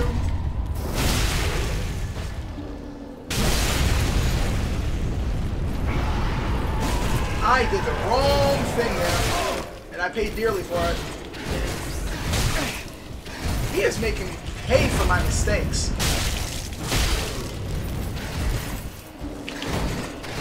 Yeah, I fucked up big time. That second one I misparried it. But I deserved it. You died. Hmm? You died. Yes, I died. But that happens. But I will get my revenge. I'm going to pick on him like 2 more times just to see if he drops the weapon. And if not, we're just going to go on with it. Because nobody wants to see me grind this guy out for a sword. And if it turns out that I'm going to have to fight the boss with a club, then the hell with it. I'll just fight the boss with a club. I don't want to, but I will if I have to. I'll pick that up because right now every soul is precious. Fuck! No! How did I miss time that? Drink before he rushes you. Wrong thing to parry. That was close. That's more like it. So that dragon's... Oh, shit! It's time for me to run like a craven coward.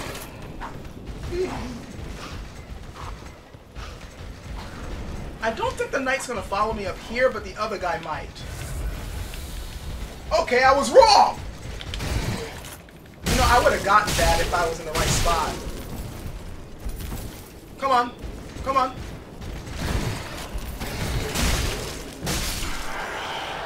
You were supposed to drop... Well, you gave me a shield. I might need that later.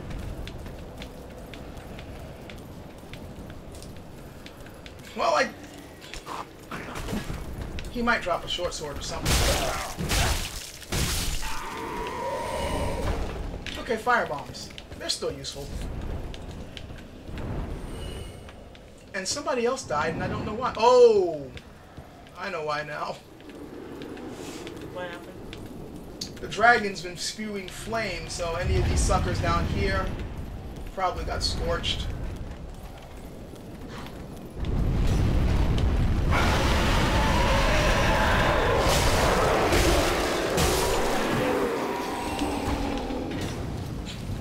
Dragon's not doing his job.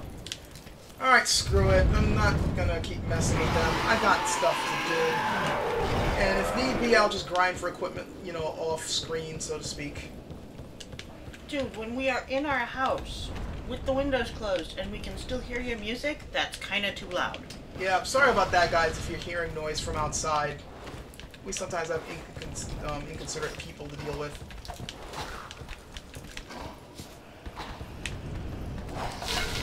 You always want to wait for those guys to swing first, because I've noticed every time I try to hit them, they always get me. So I always just wait for them to swing first, and then I just... No matter what weapon I got, they always end up getting the drop on me when when it comes to who's going to hit each other first. So I don't bother, I just let them swing, and then make them pay for it. So there's nothing of any value here. That's the way we're going to have to go eventually, but I want to go further down first. Hello. You want to let me pass? I guess not. I'm messing up my parries today, and I don't like it. But he did expose his back. That's good.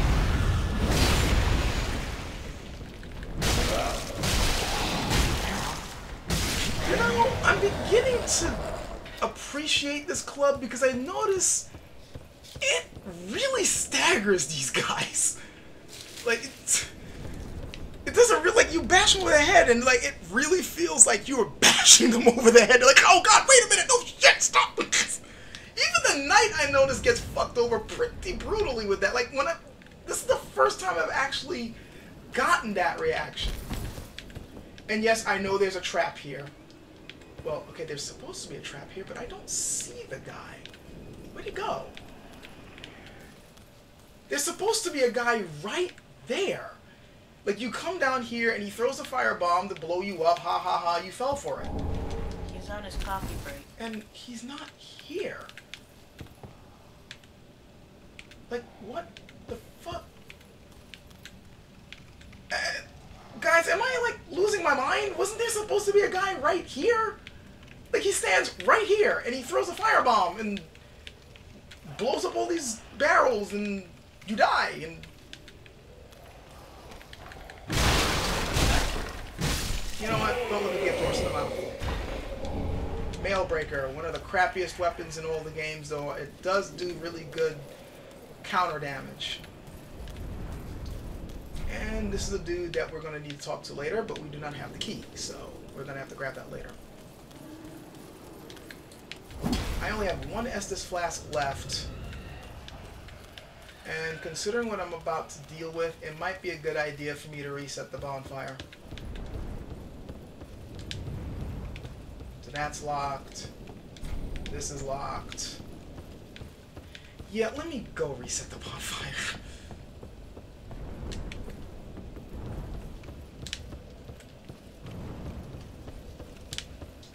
But don't worry, I'm not gonna fight the knight again. I'm just gonna rush straight down. So, yeah, that guy that you saw over there was Greyrat the Thief, and he's a cool dude. He's another one of the NPCs I like. It's kind of funny to me how I like a lot of the NPCs in Dark Souls 3, but at the same time, I also have to admit that they're not as interesting as the NPCs in the other games. It's probably because there isn't as much tragedy with some of them. I mean, there's still tragedy with these guys. Some of them really have some messed up ends, but...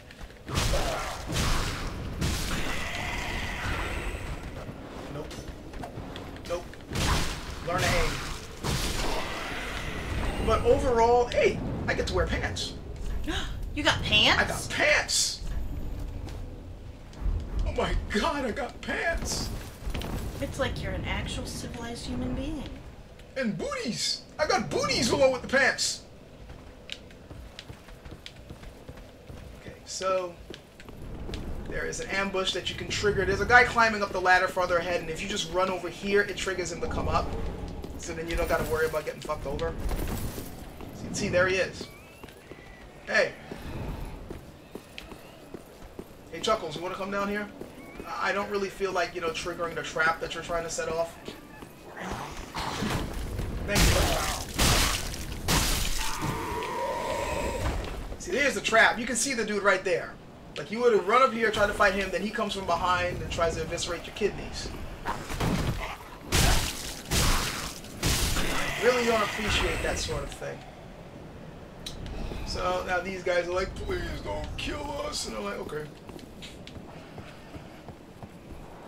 Now, those who've played this game knows what's about to happen. And I'm going to let it happen, because I want his Titan. I'm gonna bash him, and that's what happens. I'm gonna run like a craven coward, climb the ladder. As you can see, he's butchered all those guys over there. I forgot to buy arrows, but this, I'll just need one to get him over here. Okay, I see what you mean. Yeah, I don't think I want to pet that texture, but it's a cool texture anyway. And then I am going to... You hear me? Yeah, I heard you.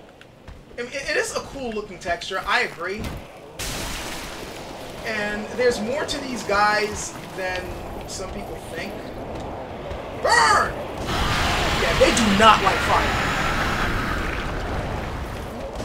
You saw how they reacted. You see how much damage this does. My go-to solution for everything in D&D is set it on fire. What the fuck? Why did he do that? Because you got it caught on the, Yeah, but he threw the bomb down, like straight down. yeah, he got caught on the ladder. Burn!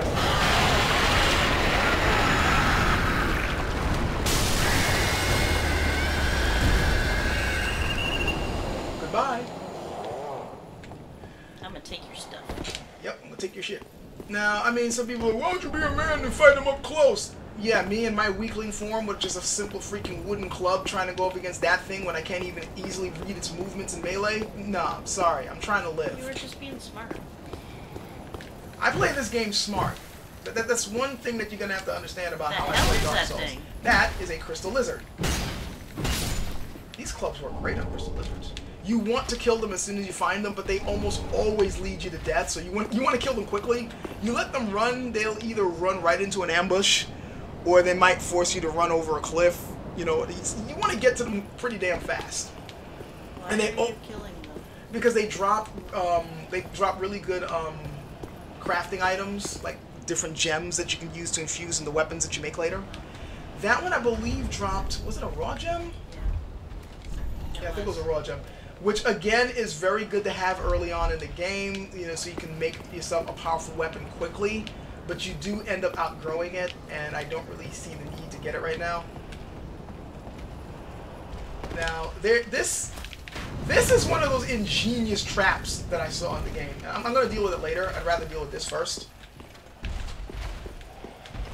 Hi. Fuck. Forgot he had a crossbow. I didn't appreciate that. No, you don't. You really don't want those thieves to start swinging at you. They're really freaking fast. They throw things, and I think they can even parry you if you let them. This is a trap. See?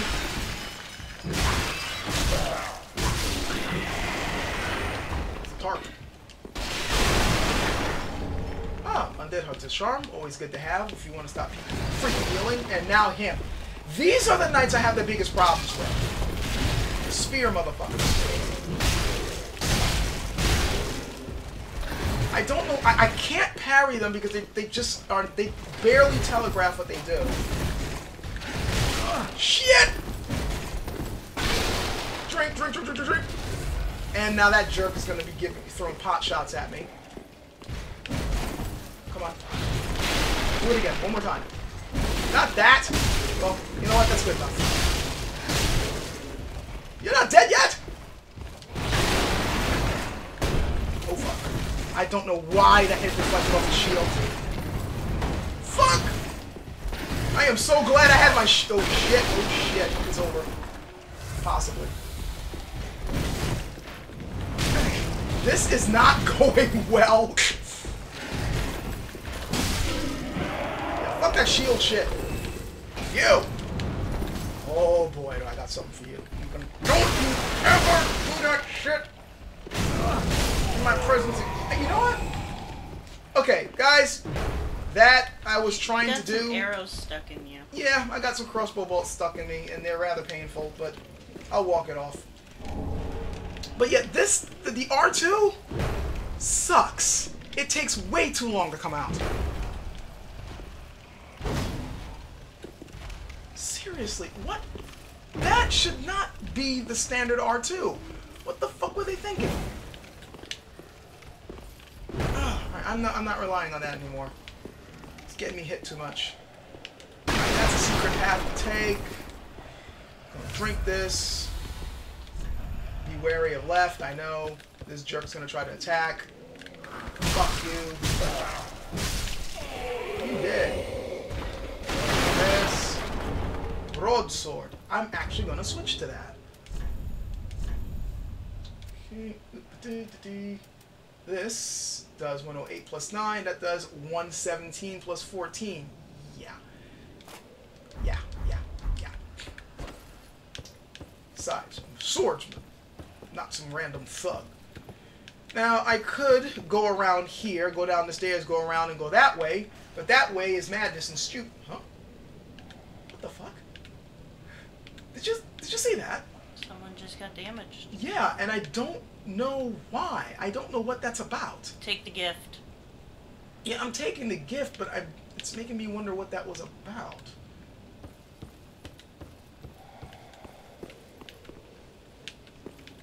What's down there? I'm about to find out. Down here, right? No, the secret passage thing. Oh yeah, it's gonna lead me around to another balcony where I can take pot shots at them and thin the herd. Ah. Which is what I'm going to do. I could just charge around the corner, but that's stupid. I try not to do stupid things. Though, at the same time, I could go around and get rid of the... You know what? Yeah, that's what I'm gonna do. If I had hidden body, or if I had like a ring to make me, you know, nice and quiet and stuff, it would be easier to do what I want to do. I'm gonna try to do it. You guys don't see me. You guys don't see me. You guys don't see me. Good. Die. See now, it just takes 2 hits. Shenanigans. Get off my blade! Now I don't gotta worry about taking pot shots when I finally do drop down there. Freaking firebomb throwing bastards. And a silver eagle kite shield, which is a good shield to have, but I am not going to equip it simply because I don't really use the big shields in the game.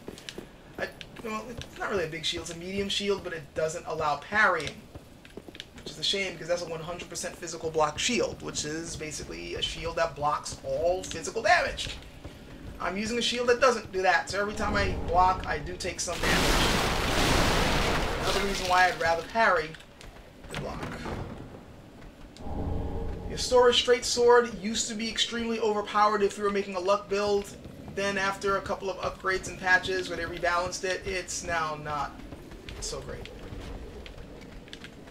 Not so great. No, not so great at all. I have no fire arrows. Damn it. The cat is not impressed. If I had a fire arrow, this would make things so much easier. Okay, that's an explosive barrel there. If I can lead those jerks to that spot. Okay, throw it. There we go. One dog down. He's badly damaged. Unfortunately, he now knows I'm up here. Not that it matters because he can't get me from here. Anybody else walking closer to that pile? Yes. So throw it.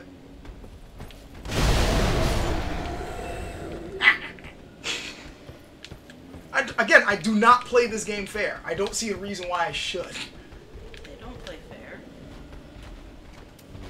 I only have 5 arrows left. By the way, you can't hear this, but there are some really heavy footsteps outside. There's a reason for that. There's a very not nice dude out there who hits like a freaking train. He does have one major weakness, though. But we'll get to that in a moment.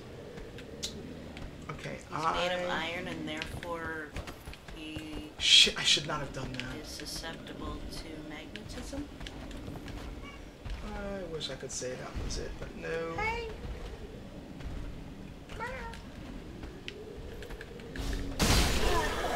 Goodbye.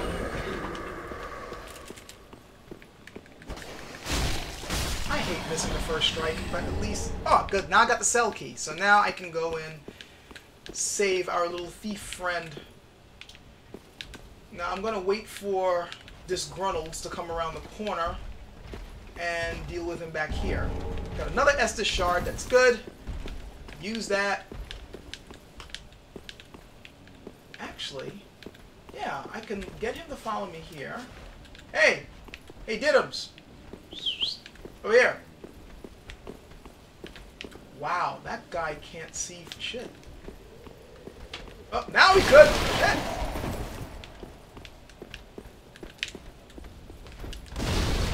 Well, that didn't work. I was trying to throw the firebomb at him, at the barrels and do some extra damage. You do not want to get hit by that axe, especially with the little crap life I have.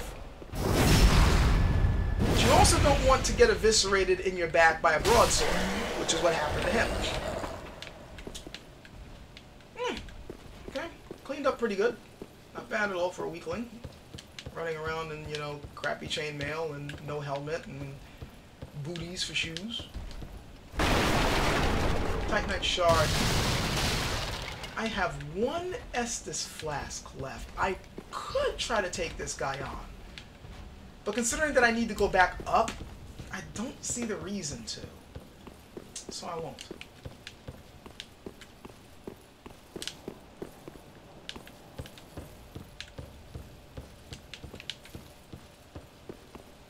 I will, however, show off that trapping, you know, for the people who have no idea what I was talking about before when I said it. Yeah, that's one of the weird glitches in this game. See, there was a table there, I believe, or, you know, some structure that was holding those pots up. And now that the thing is destroyed, the pots decided that, you know what, fuck gravity, we're just gonna, you know, ignore the laws of physics. And you can't interact with these things. Yeah. Yeah, it's almost as if Bethesda worked on things here, but no, it's FromSoft.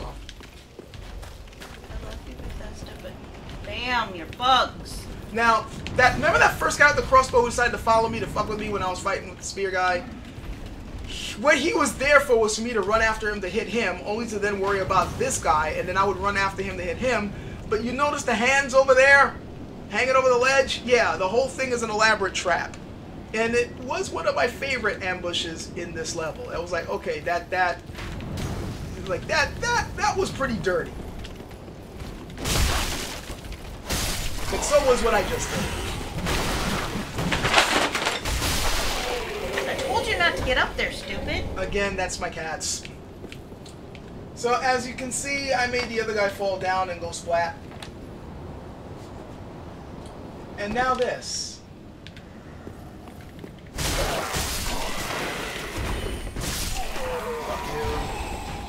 Now, some of you guys, of course, have noticed the corpses here and that one knight there. This was one of the more interesting areas when I first came here, and there is some story to this. I remember coming here wondering, what the hell happened here? And it took me a while to realize that with this big knight in blue has a whole bunch of Lothric knight weapons stuck in him, and then you got all these other Lothric knights beheaded and fucked up. And then you get that one lone guy there with all the other knights torn apart, and that's when I realized there's some type of war going on here right now. Some type of civil war shit going on here. Now, if I'm suicidal, I could just run over there, try to grab items, and then run back, but I'm not gonna do that. Let's go take care of Grey Rat first. And then we're going to reset things, run right back down here, rush down, take care of that guy, and then hopefully be in good enough shape to take out the boss. Hopefully being the operative word. Yes, I know this video has gone on for a very long time, so I'm trying to speed things up so we can get on with everything. Titanite Shard and Ember, yay.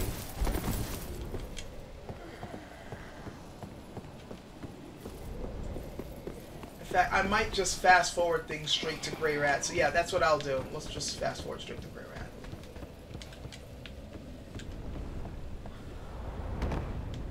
Have you noticed that kiddos... By the way. What? Kiddo's handwriting.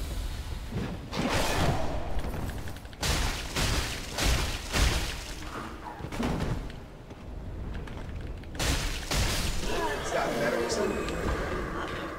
Oh. Okay, now this guy is back. What the?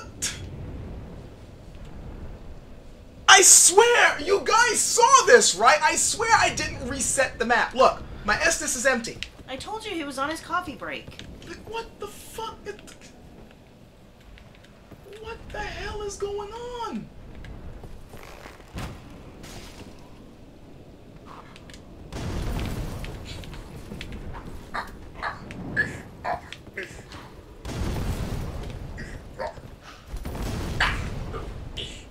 Come on. Come on. Come on, you can do it. Drag Hey, your broken stairs body. are hard, damn it. Die. Give me those fire bombs.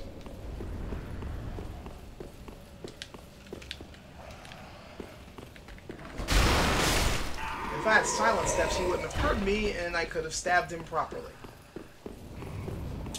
So, head over here. Properly is overrated. And now we get to talk to one of my favorites. Ah.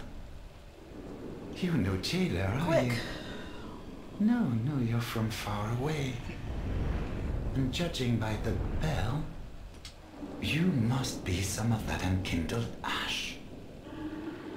Remarkable. If that's true, then I have a favor to ask. Below the high wall is a musty little town. Not the home of any lord, just a very old settlement of undead. An old woman, Loretta, lives there. Please, give her this ring. I'm not asking for charity. In fact, if you do this for me, I'll be sure to repay you in kind. Can't he do it himself? I may be a petty thief, actually. but I've more wits than most royalty. Yeah, everybody's got more wits than most royalty. What do you say? It's not a real high bar, buddy.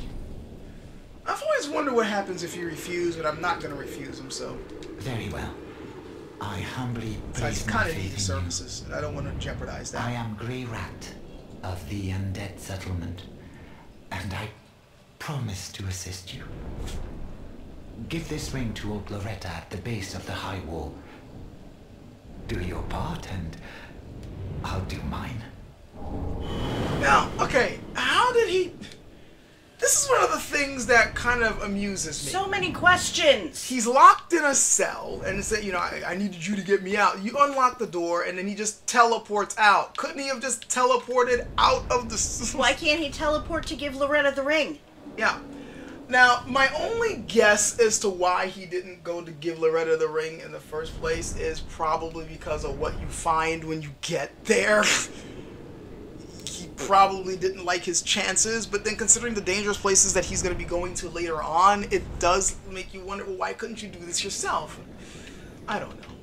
I have a theory about why he couldn't teleport, though. Why do you think? That those bars are iron.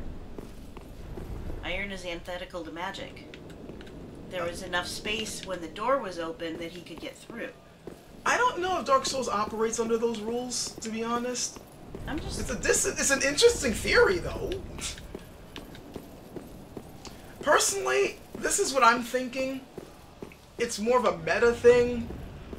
Honestly, I don't think that there is a really good story explanation for it. I'm thinking it's more that FromSoft has never really... Okay, I shouldn't say never, but... Well, that's my headcanon. Yeah. And this game is all about headcanon, to be honest. But, okay. Save for Demon Souls, because Demon Souls you do see at least one NPC who can walk from point A to point B. At certain points he does kind of need your help, but there's, you know, there's a guy who you can see get to one place to another on his own, you know, his own locomotion. Choo-choo. And meanwhile, you know, in the other games, especially the Dark Souls games, when people need to go from one place to another, you never see them actually go there. In Dark Souls 1, it's more like, oh, I'll get there, just leave me alone for a second, I need to get some rest. Even if they had all the rest in the world, like one old Big Hat Logan, you rescue him in a cell. He's had, like, who knows how long to rest in that cell, and he goes, oh, I'm just gonna linger here for a bit, and then I'll head back to the shrine. What do you need to linger for? You've lingered long enough, just go! And he didn't want you to see him taking things when he was leaving. There was nothing to take. Well, he was gonna root through everything anyway. I would. But the thing is, like, and there's always some excuse that the games kind of give for these guys not moving on their own. Like, I'll go, just go on ahead, I'll catch up. And then, of course, you go through the rest of the area, and you never see them actually go to where they say they're going to go, but you will end up seeing them there, and you're supposed to assume that they left after you. This game doesn't... He had secret tunnels. I don't know what would have been a more elegant method, that method of, oh, I'm going to leave when I get the chance, just give me a moment, or this method where they just simply teleport, but I do know that the whole thing of them just teleporting out, it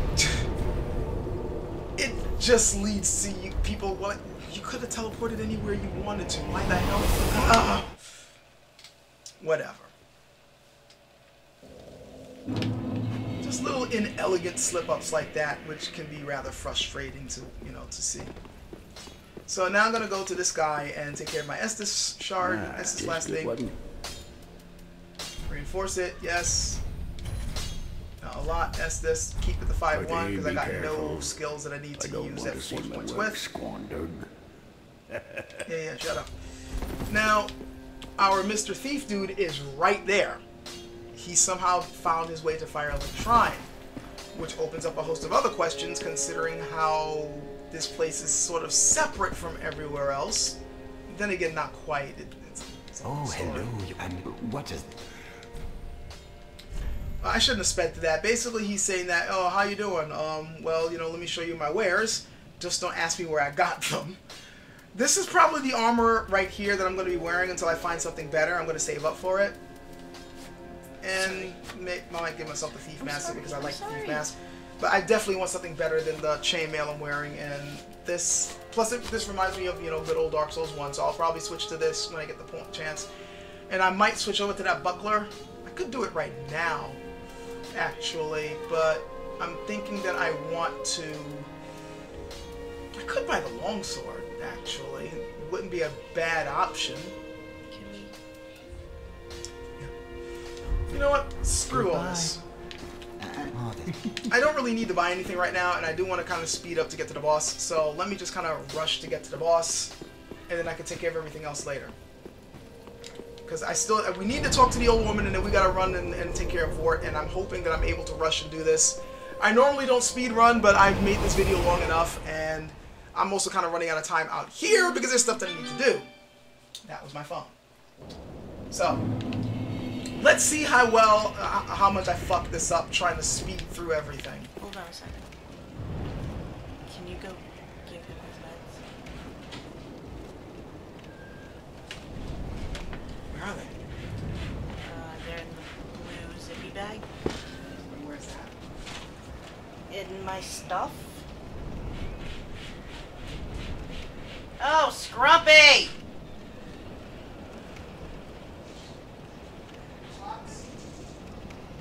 No. The smaller, bottle. The Guanfacet. Yep.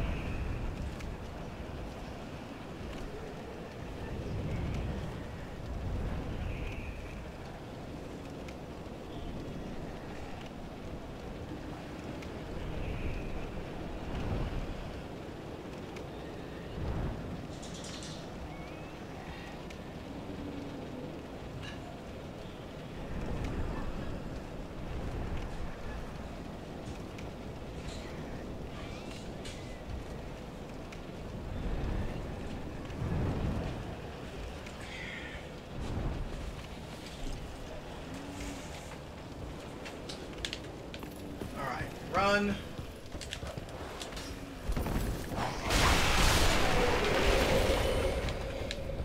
Hope that knight doesn't come back. What the hell? How'd he hit me from behind underneath the stairs? That's interesting. That was also interesting. I like how he was so deep into whatever grief he was feeling that he didn't even realize his buddy getting hacked to pieces on the stairs.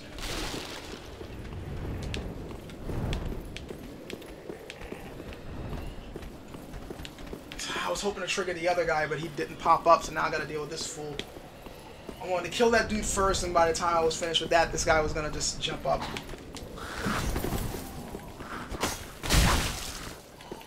God damn it. That was weird.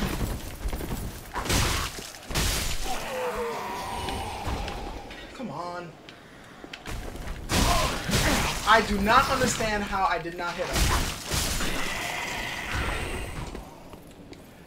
Now this part is what I normally do when I'm rushing. I just say, fuck that, and just keep running. Let the guy explode.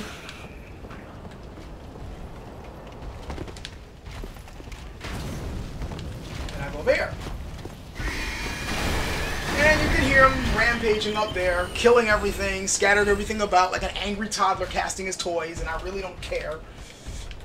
How much life do I have? There is a chance that I will not survive this jump. But I don't want to waste an Estus. Good. Now I can drink the Estus. There's a chance I can fuck this up, guys. Just letting you know.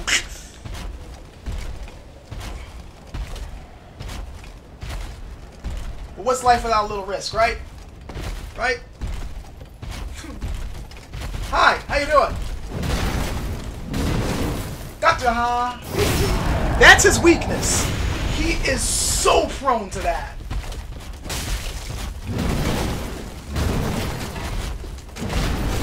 You just gotta make sure not to be too far away from him so you can take advantage of that.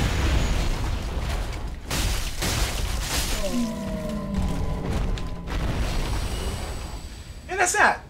Now, I made it look easy, and I made it look like he was a chump, and in some cases, yeah, he is, but if he hits you, yeah, you can kiss your ass goodbye. He has a lot of crazy attacks, including this one propeller helicopter spinning attack. What the fuck was that? Didn't pillage the remains. Rapier! Actually a pretty good weapon, especially for dex builds, and I might actually switch to it. But somebody was angry up there. Did you know? Oh, it's McGee up there. See how disgruntled he is? My heart bleeds for him. My heart bleeds for him. Oh. I am so sad that he is so upset. Now, that way leads to the boss, but in case I die miserably, I would like a shortcut to the boss, so let's go take care of that. We're gonna go... Well, actually, that's the way I could have went in, so I do need to go this way. Sorry, it's been a while since I've been at the beginning of this area. I keep getting the nagging feeling that I'm forgetting something in here. I picked up the rapier. I don't think there's anything else. By the way, that fire over there, that's another trick you can do if you're having a hard time dealing with that guy for the first time. You can lead him to be dumb enough to walk into the fire and get hurt. In fact, another trick you can do if you have oral decoy or something like that is to like make it go over there and he will be dumb enough to walk into the flames, but you won't end up with oral decoy until later on, so it's kind of a moving on. How the hell did you hit me? Ooh, extra Estus. I'll take it. I'll take 5. So, oh boy, I should have bought arrows. I don't know why I didn't do that. Because I need it. Okay, this is an ambush. You don't know it yet, but this is an ambush.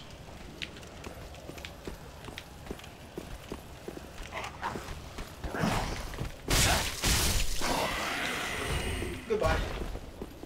Where are the jerks? See? See what I mean? See that? See that shit? And I was trying to do that wide broadsword swing where you just make that huge swing that can take everybody out at once. And I was too slow. I should have just done it the way I normally would do it. And now I gotta run past everything. Which is what I'm gonna do. Why don't you pause? Fuck you! Fuck you! Fuck you!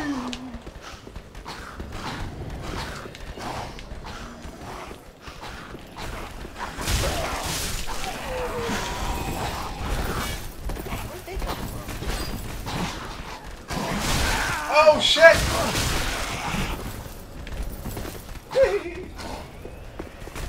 Wow, these guys are like determined to kick my ass. I've never seen enemies go this far. Wow!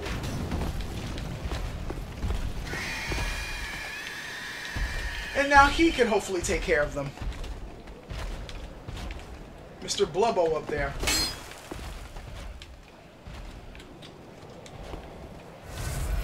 I'm really annoyed at myself for getting killed the way I did earlier.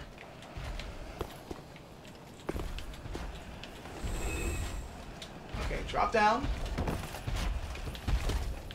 I'm not even going to fight this guy. I'm just going to slip past him.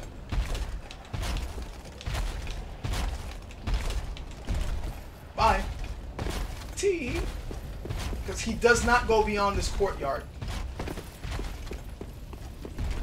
The only reason why I'm going this way is I really want to open up that shortcut. I was just planning on opening up the shortcut and just going back down and taking care of the boss. And these guys had to fuck all that up.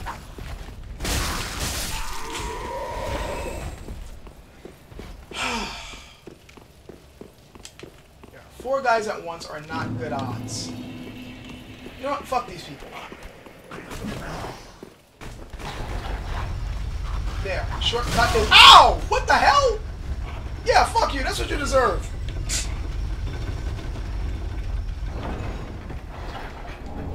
Throwing knife. And shortcut is open. Now I'm going to head back down. And this is going to be interesting because now I'm surrounded by a bunch of bloodthirsty maniacs. Only one of them fell down the pit. That's not good. It's 1, 2, 3, 4 guys. One of them's coming. Fuck you. That's 1. Ooh, Estus recharge. Thank you. I could just run past these guys. I'll do it. No. No. Why the hell did I do that? Goodbye. So long. See you later. Now let's see who follows me. You. Anyone else? No. Drink. And jump. Grab. And it's you again. Well, shit. Here. I am over here. Now I am over here. Soon you will not be here. Listen, I'm getting a little bit of frame rate drops every now and then. Wow. Okay, I cannot use these to kill. I'm just going to use these to bring them over. Oh, come on. There we go. Right in the back of his bean. Now, let's hope I don't fuck this up, because this guy could probably kill me in one hit with the little bit of life I have. I hate that thing. Back up, back up, back up. So I didn't have enough to kill him with a full combo. That sucks. Oh no! Thank you so much for being that stupid. Oh my god! I didn't realize I ran out of stamina. And I did not want to drink that Estus flask because I need it for the boss.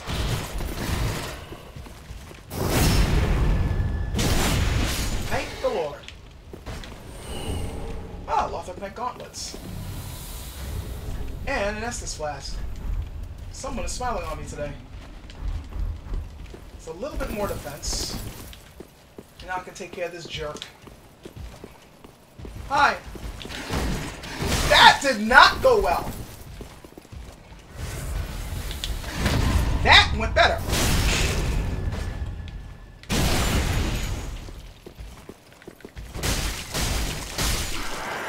I am so glad he didn't do the move that he was about to do from that pose. Otherwise, I would have been killed right there. Now, there's a dude up there. I'm not going to kill him. I'm going to deal with him later. We're trying to speed through this and take care of the boss. So let's talk to her. And if you notice, she's wearing robes very similar to the Shrine Maiden from the Firelink Shrine, except hers are purple and look a bit more dignified. And it's because she is important. Ah, the wait has been long, unkindled one. I am Emma, High Priestess of Lothric Castle. Hi, Emma. Allow me to speak frankly. You will not find the Lords of Cinder here. They have left, gone, to their journey homes, converging at the base of this castle. They're skiving off. Head to the bottom of the high wall. Forge on through the great gate and raise this banner to proceed. This farewell gift is for you. It is the insignia of an old covenant. Hint, hint. If you fear trespassers, dark spirits drawn by the embers, then etch this upon your heart. It's a farewell gift.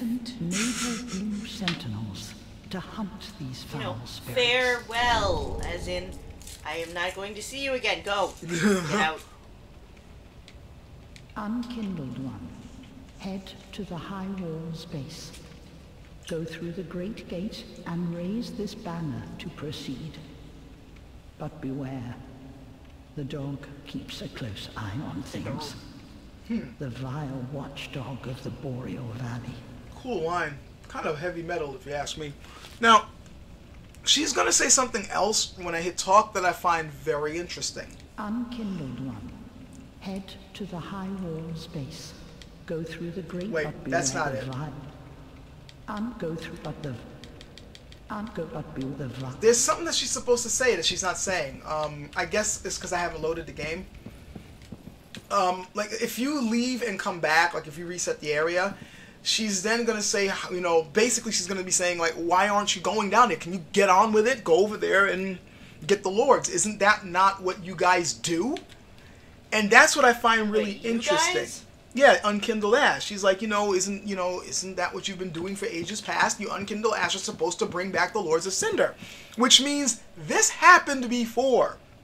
It's not the first time that some people who had kindled the flame before were like, fuck this. And then, now you got these guys who failed before. You need to bring them back. Which then raises the question, why are they not wanting to do this anymore? Well, I have another question, too. If it's so important, why are you entrusting it to people who have failed at it before? Because they're desperate. That part I can answer. It's like, okay, well, the ones who messed up, the ones who did it aren't doing it, so we might as well go to the guys who almost did it. I am regretting this choice of action. You know what? Fuck this. I'm trying to take out the boss, and playing around with this fool is not a good idea. I was trying to kill him when hoping that I would get, his sword, but I'm wasting Estus.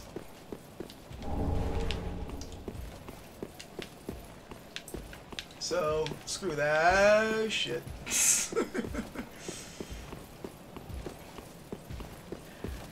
And I was doing so well with parrying before. I swear, I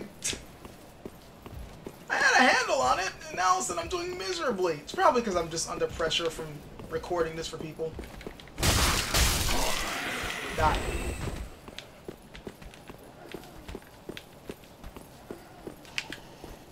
Yeah, you don't need that shield.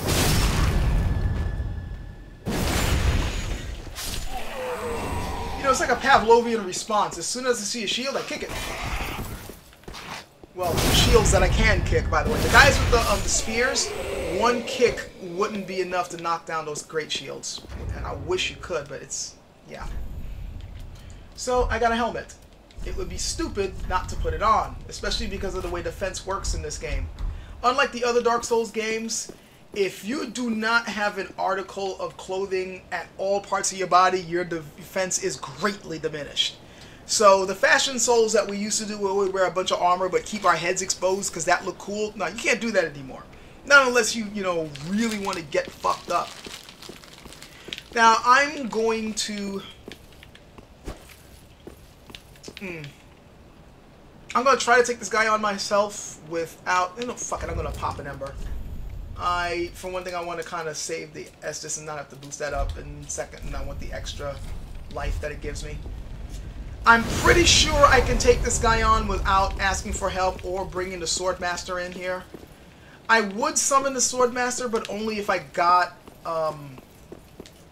something out of it, like an extra, emote or something. But I don't think you do, so I'm just going to go in there and just deal with it. If I could take this thing out with my freaking sorcerer, I can take it out with this character.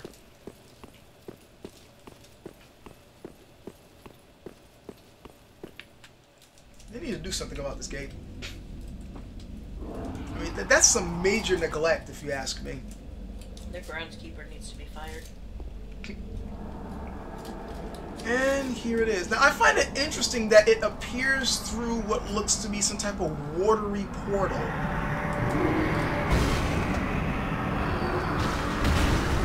Especially with, later on we're going to be hearing these references to the deep. So, is that where this thing came from?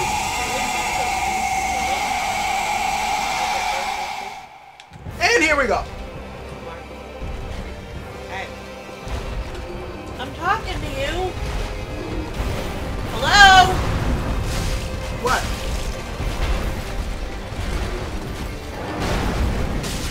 Nice shit. Looks like those things from the lake. Was that Dark Souls 2? Sort of. No! I fucked up there. I'm glad I have my shield up at least. Which things in particular are you talking about from the lake?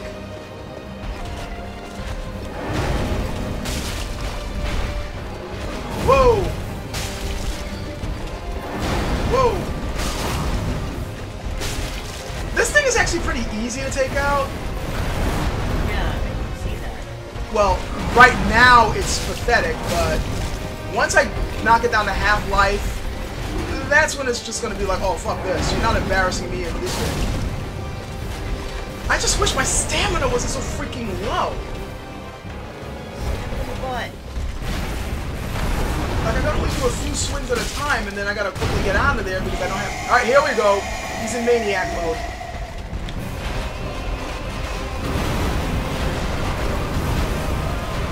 See what I mean? Shit! Run! Run! Run! Run! Run! Run! Run! Run!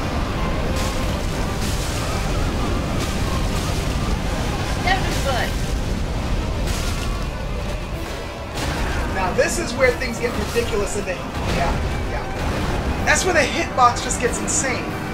Like you would swear that you're not in the way, and then you get smashed anyway. And like the first, like when I was under him and he did that 1 pound, yeah, the one that killed me, yeah, that was fair. But the first one, I rolled out the way and I still got hit. And I hate those weird hitboxes where you could have sworn that you were not in the way and you get crushed anyway. But it's okay. I don't have to go through all that crap that you saw before because I opened up the shortcut, so I'm just going to run through and going to try again. I'm sure I can take this guy out. Again, I was able to do it with my sorcerer. On my first try, even. So... Granted, I think I leveled up a little bit more than I leveled this guy up, so... Oh, shit. I got this Grunnel's. But he ran the wrong way, so that's... Oh, no, I did not lower the elevator. I mean, raise the elevator. So he might rush in here.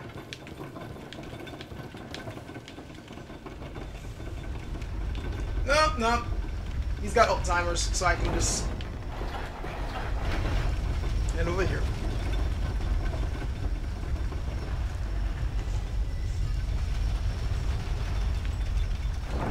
I love shortcuts.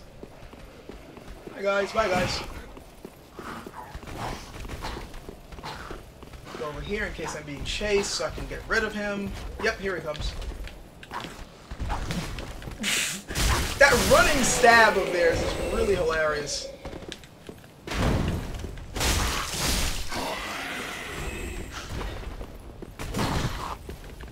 you mind explaining how it ricocheted off my shield when I was behind him?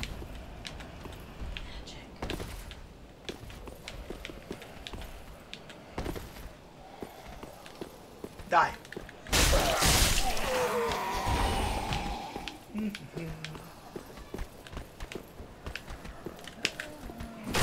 Don't need that shield.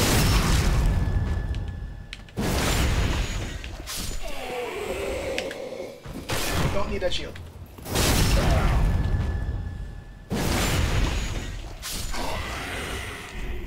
Pop the ember for the extra life because I'm gonna need it. This time I'm not going to bother with that. Who are you? Are you the sword master? No, you're just some random human. If I get desperate, I might bring someone in, but I really want to take all these bosses on by myself. Okay, come on. Let's do this. That sucked.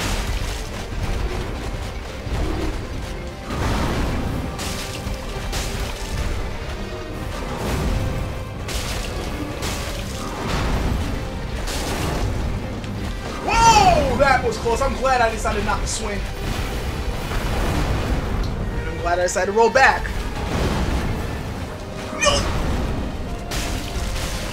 Come on.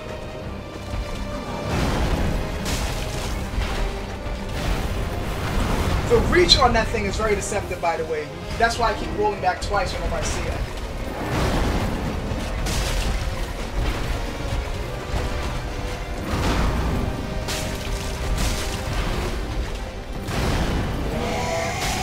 Back up, back up, back up.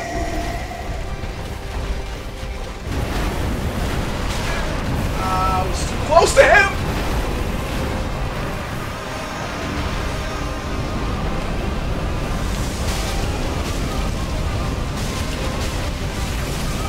I was frostbitten. What the fuck? I thought I was out the way of that blast. Aye, aye. This is kind of embarrassing. I've not, even the very first time I played this, it did not take me this many tries to kill it.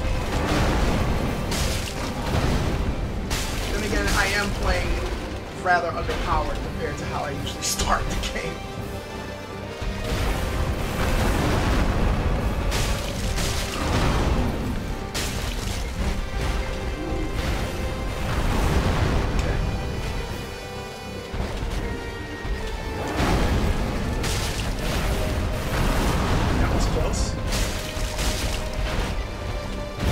Whoa!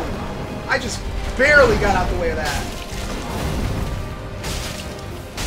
I have no idea what happened there.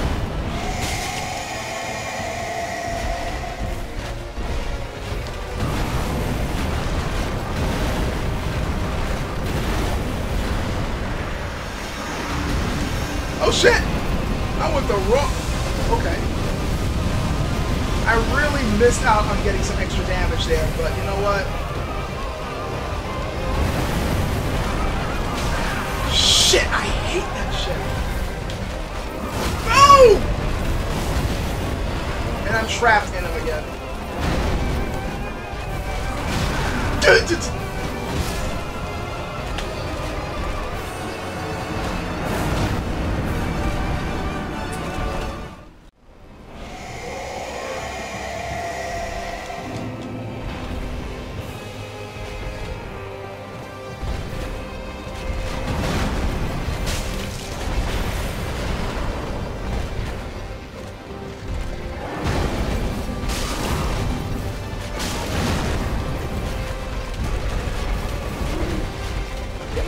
Is my lack of stamina runs out too quick.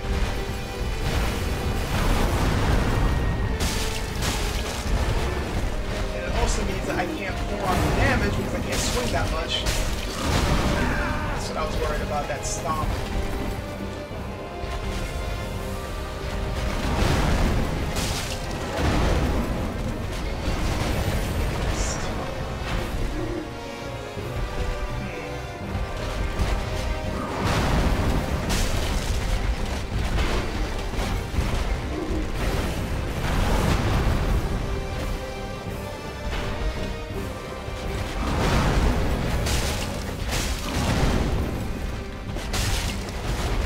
Once I get close to him, it's very easy to get trapped in him as well, and that's where the deaths start happening.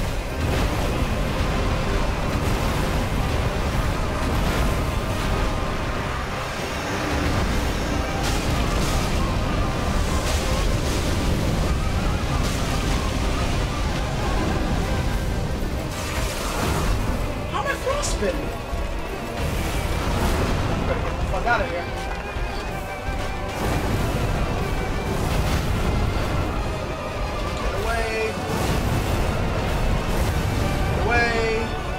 Good.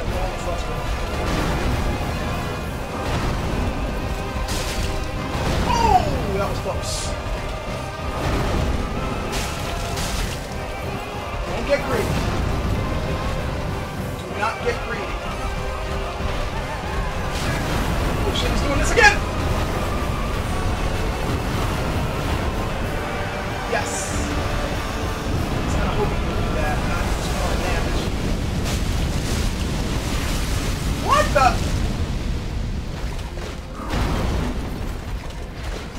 This is close to death. Stay away from him. Just stay away until the frostbite runs out. No!